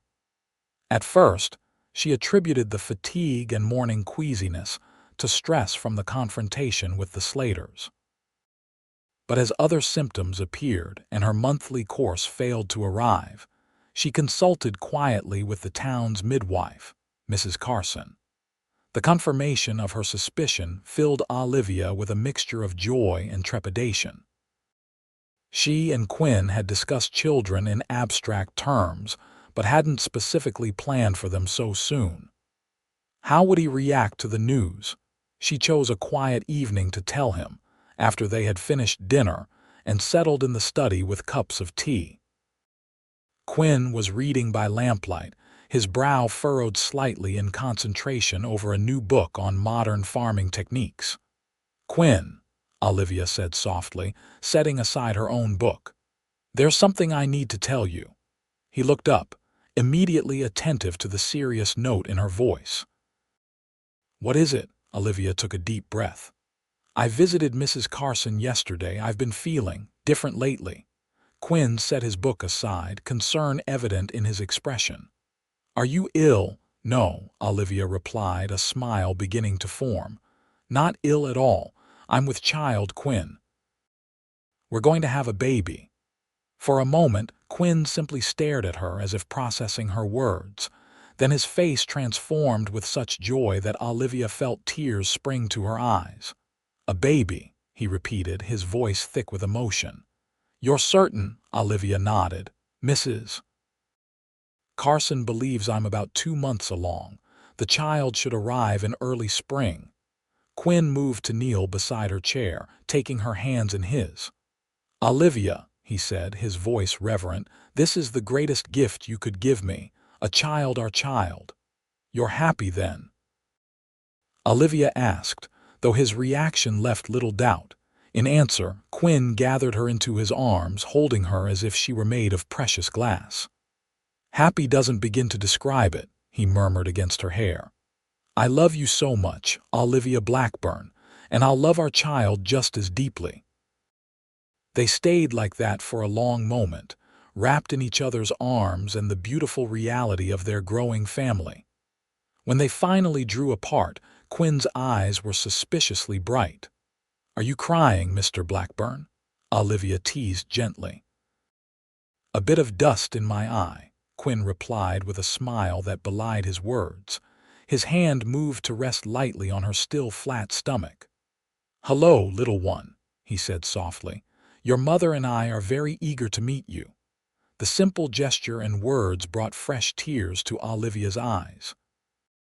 This man who had entered her life so unexpectedly, first as rescuer, then as husband of convenience, now as beloved partner and father of her child, continued to reveal new depths of tenderness that made her love him more each day.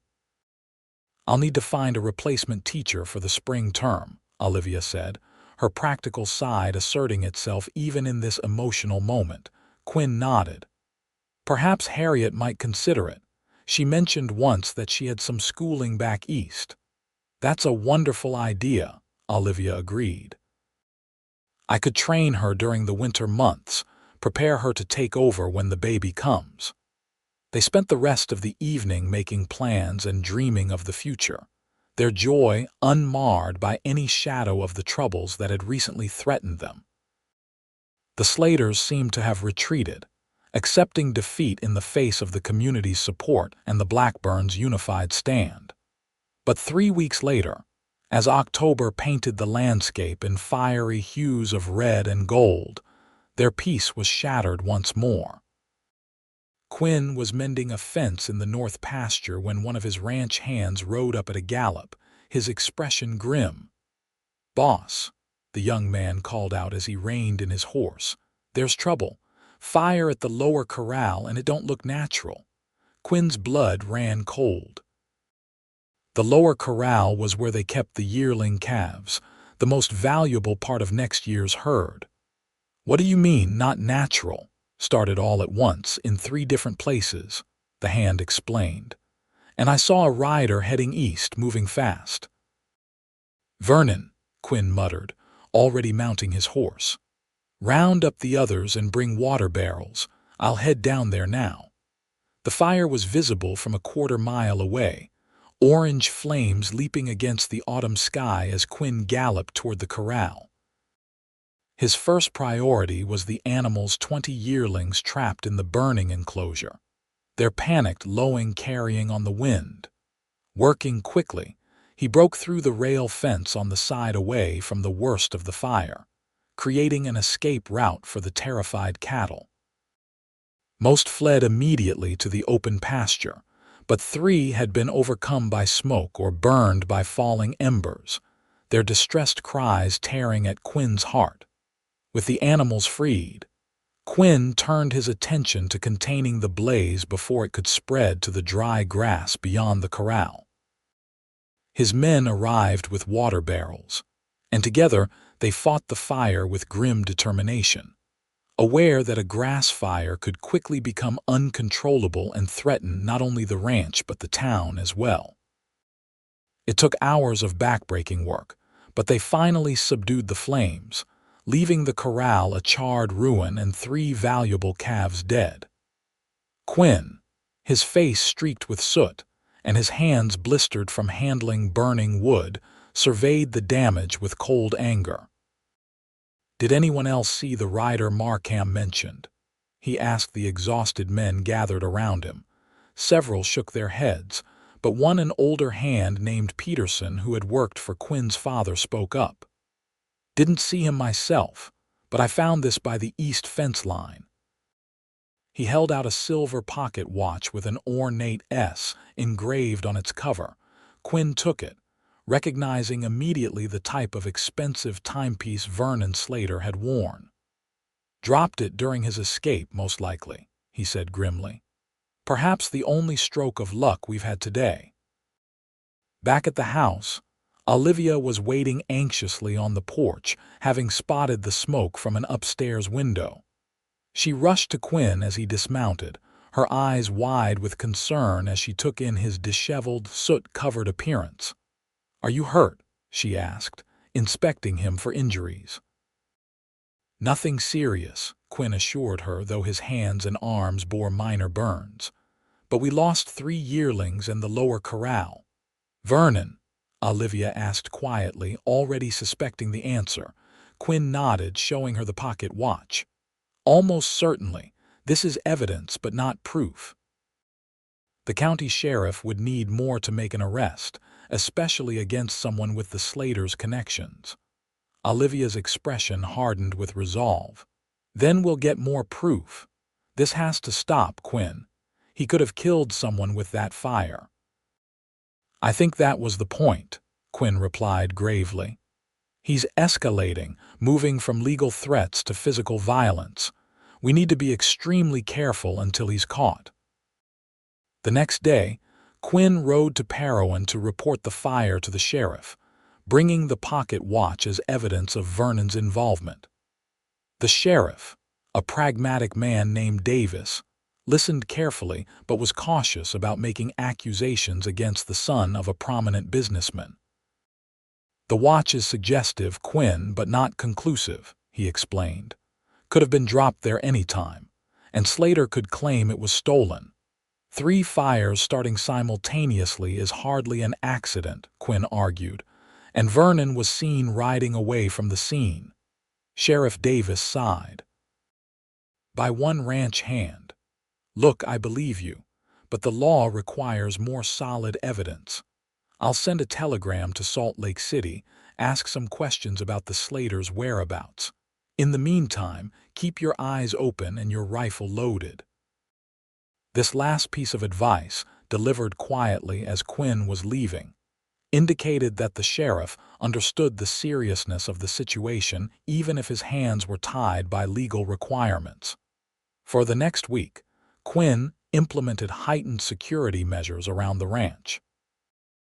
The hands took turns standing watch at night, and Quinn himself slept with a loaded rifle beside the bed, though he tried to shield Olivia from the full extent of his concerns. Olivia, however, was not easily deceived.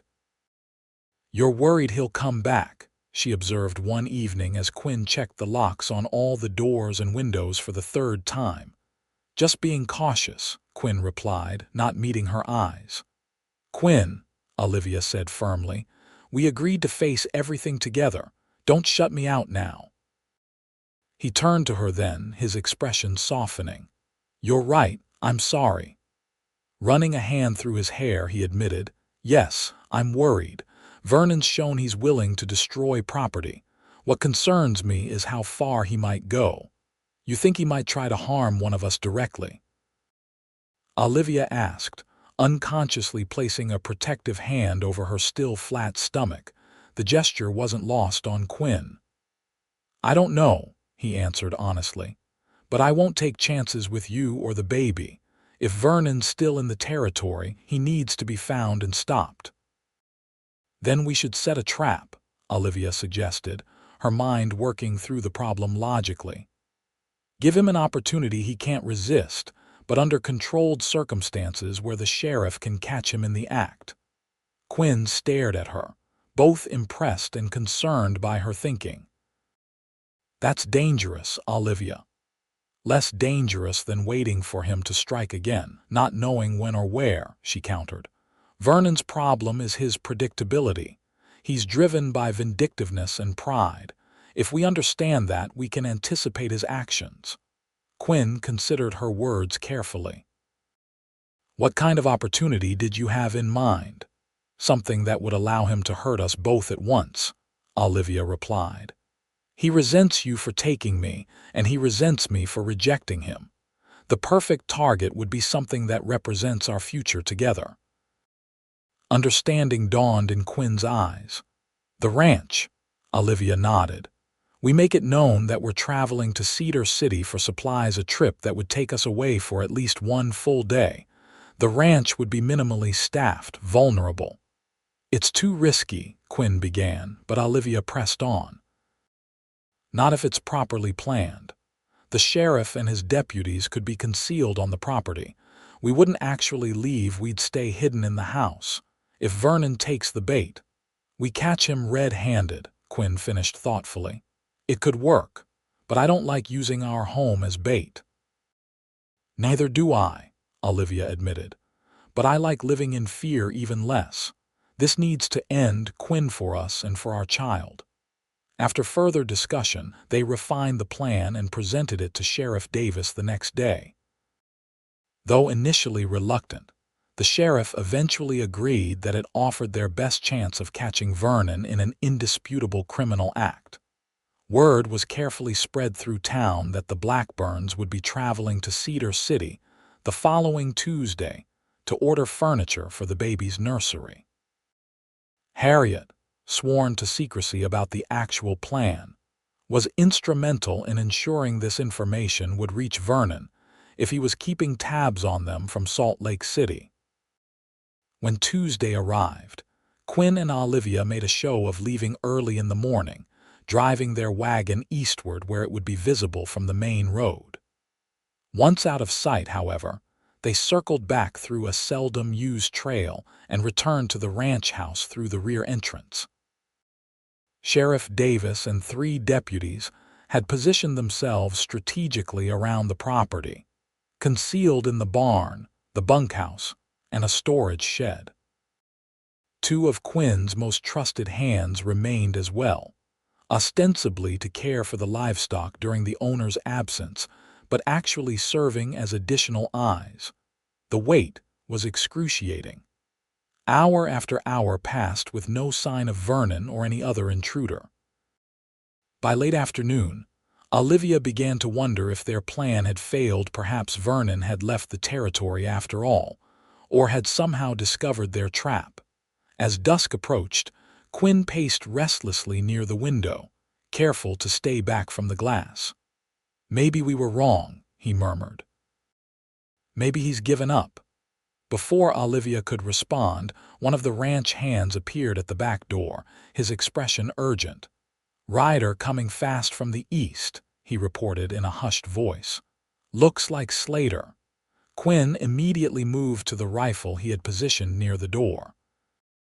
"Stay inside," he told Olivia firmly. "No matter what happens."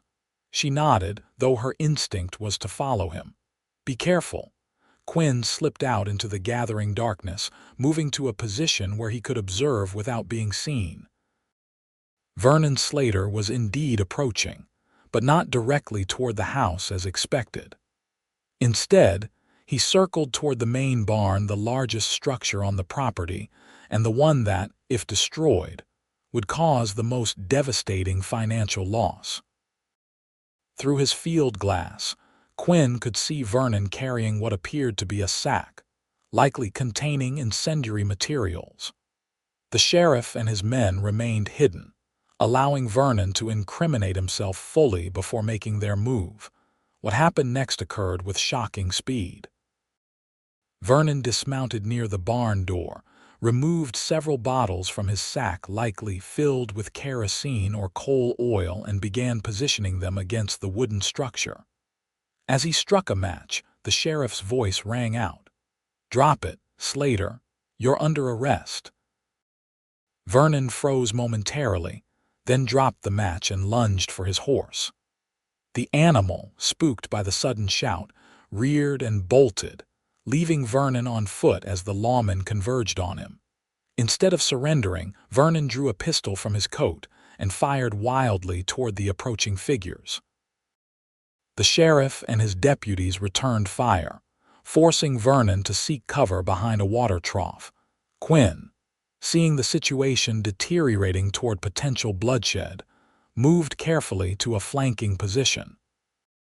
When Vernon rose slightly to take another shot, Quinn tackled him from the side, disarming him in a swift, violent motion that left both men sprawling in the dirt. Vernon fought with desperate fury, landing a solid blow to Quinn's jaw before the sheriff and deputies arrived to subdue him completely.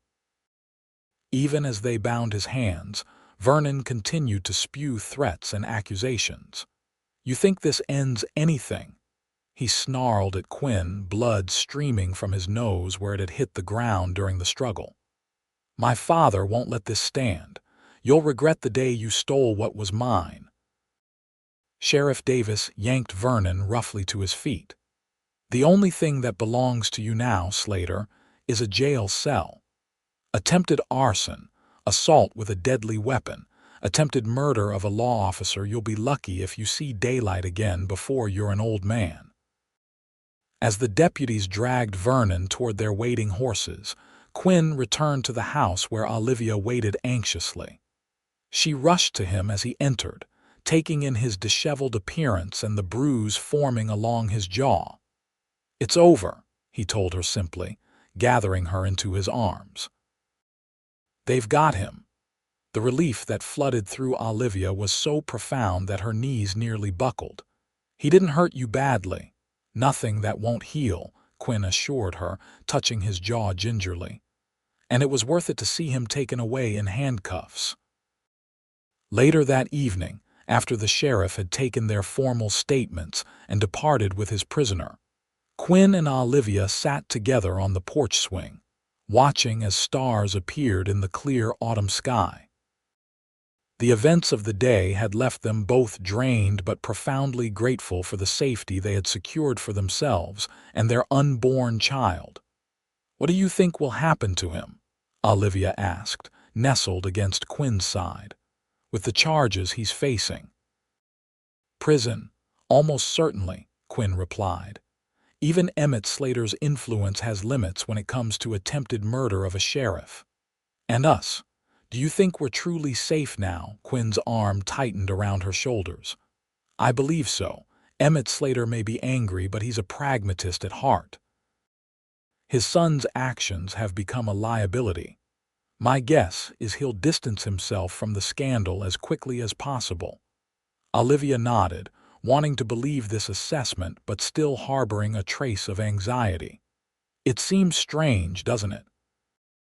If Vernon hadn't forced me from that stagecoach that night, if you hadn't been there with your umbrella." She smiled at the memory that now seemed so distant. "We might never have met." "I prefer to think we would have found each other eventually," Quinn said softly. "Some things are meant to be, rain or shine." Olivia turned her face up to his, overwhelmed by love for this man who had transformed her life in ways she could never have anticipated. "I like that idea, that we were always meant to find each other." Under the vast Utah sky, with the promise of their child growing within her, and the threat that had shadowed them finally removed, Olivia Porter Blackburn felt a peace settle over her that had nothing to do with circumstances and everything to do with the man beside her. Their marriage might have begun as a practical arrangement, but it had blossomed into the kind of deep and abiding love that stories were told about, the kind that could weather any storm and emerge stronger for the trials it faced. As Quinn lowered his lips to hers in a tender kiss, Olivia knew with absolute certainty that her unexpected journey from that rainy night to this peaceful evening had been the most fortunate flight of her life.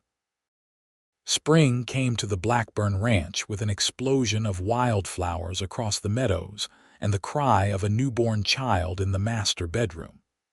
After a difficult but ultimately successful labor attended by Mrs. Carson and Harriet, Olivia gave birth to a healthy son they named William Quinn Blackburn, in honor of Olivia's brother and his father. Quinn, who had paced anxiously outside the door throughout the ordeal, was transformed the moment he held his son for the first time. The expression of wonder and devotion on his face as he cradled the tiny bundle brought tears to Olivia's eyes. "He has your eyes," Quinn whispered, gazing down at the infant, "and your determination. Did you hear how loudly he announced his arrival?" Olivia laughed softly, exhausted but radiantly happy. "He certainly knows how to make an entrance." The months that followed were a blur of joy and adjustment as they learned to navigate parenthood together. Quinn proved to be an exceptionally involved father, often carrying William with him around the ranch in a special sling Mrs. Wilson had made for them, pointing out animals and plants to the attentive infant as if he were giving lessons to a much older child. Olivia had temporarily set aside her teaching duties, with Harriet capably filling her position at the schoolhouse. But by the time William was 6 months old, she had begun to miss the classroom and was making plans to return part-time when the fall term began. Vernon Slater's trial had proceeded as expected, resulting in a 15-year sentence at the territorial prison. Emmett Slater, true to Quinn's prediction, had distanced himself from his son's actions and made no further attempts to trouble the Blackburns. Life had settled into a peaceful rhythm that suited their small family perfectly. On a warm evening in late August, as William slept peacefully in his cradle, Quinn and Olivia sat together on the porch swing that had become their favorite spot for end-of-day conversations. "I received a letter from the school board today," Olivia mentioned, leaning comfortably against Quinn's shoulder. "They're very pleased with Harriet's work, but hope I'll consider returning in September, even if only for the older students' advanced lessons." Quinn nodded thoughtfully. "And what did you tell them?" "That I would discuss it with my husband," Olivia replied with a smile. "They were quite impressed by such wifely deference." Quinn laughed softly. "As if you've ever been deferential a day in your life, Mrs. Blackburn." I defer to your superior judgment on cattle breeding and fence repair, Olivia pointed out. That should count for something. Fair enough, Quinn conceded. And in this case, I think you should accept their offer if it's what you want. William and I will manage fine for a few hours each day. Besides, the boy should know his mother is one of the finest teachers in the territory. Olivia's heart swelled with gratitude for this man who continued to support her independence, even as they built their life together. I was hoping you'd say that. I miss teaching, though not as much as I would miss being with you and William if I returned full-time. The best of both worlds, then, Quinn said, pressing a kiss to the top of her head. They sat in comfortable silence for a while, watching as the setting sun painted the distant mountains in shades of gold and purple. It was Quinn who finally spoke, his voice thoughtful. I've been thinking about that night we met you running through the rain, me standing there with that ridiculous umbrella. Do you ever wonder what would have happened if you'd chosen a different path, if you'd kept running instead of coming to my door? Olivia considered this alternative history briefly. I might have made it to Parowan eventually, I suppose, begun teaching as planned, led a perfectly respectable life as Miss Porter, the schoolmistress. And I would have continued as the solitary rancher, watching life from a distance rather than living it fully, Quinn added. It seems impossible now, doesn't it, that we could have been anything other than what we are to each other? Completely impossible, Olivia agreed, turning to look up at him. Though I must say, Mr. Blackburn, for a man who presented himself as the strong, silent type, you've become remarkably philosophical. Quinn's eyes crinkled with amusement. Another of your corrupting influences, I fear. Next you'll have me reciting poetry. Don't tempt me, Olivia laughed. I have a volume of Tennyson that would suit you perfectly. From inside the house came the first whimpers that signaled William was awakening from his nap. Both parents recognized the sound immediately, attuned to their son's patterns. I'll go, Quinn said, rising from the swing. You enjoy the sunset. Olivia watched him disappear into the house, marveling as she often did at how thoroughly her life had been transformed in just over a year. From a solitary woman fleeing unwanted advances to a wife, mother, and still a teacher roles that had once seemed potentially incompatible, but now coexisted harmoniously in her life. Quinn returned a few minutes later with William in his arms, the baby now contentedly alert after his nap. He wanted to see what he was missing, Quinn explained, settling back beside Olivia with their son between them. As the family of three watched the last light fade from the sky, Olivia reflected on the strange and wonderful path that had brought her to this moment. A frightening night, a rainstorm, a stagecoach, a desperate flight, all leading ultimately to the greatest happiness she had ever known. Come rest with me, Quinn had said on that first night, offering shelter from the storm. How could she have known then that he was offering not just temporary refuge but a lifetime of love, partnership, and family? Turning her face up to his in the gathering dusk, Olivia found Quinn already watching her, his expression full of the same wonder and gratitude that filled her own heart. "What are you thinking?" he asked softly. "That sometimes," Olivia replied. "The most unexpected journeys lead to exactly where we're meant to be." Quinn smiled, drawing her closer as William nestled contentedly between them. "Home," he said simply. And as the first stars appeared in the vast Utah sky, Olivia Porter Blackburn knew that this was indeed home, not just the ranch or the house, but wherever this man and their child were. A home built not from necessity or convenience, but from a love that had begun in the most unlikely circumstances and grown into something as enduring as the mountains that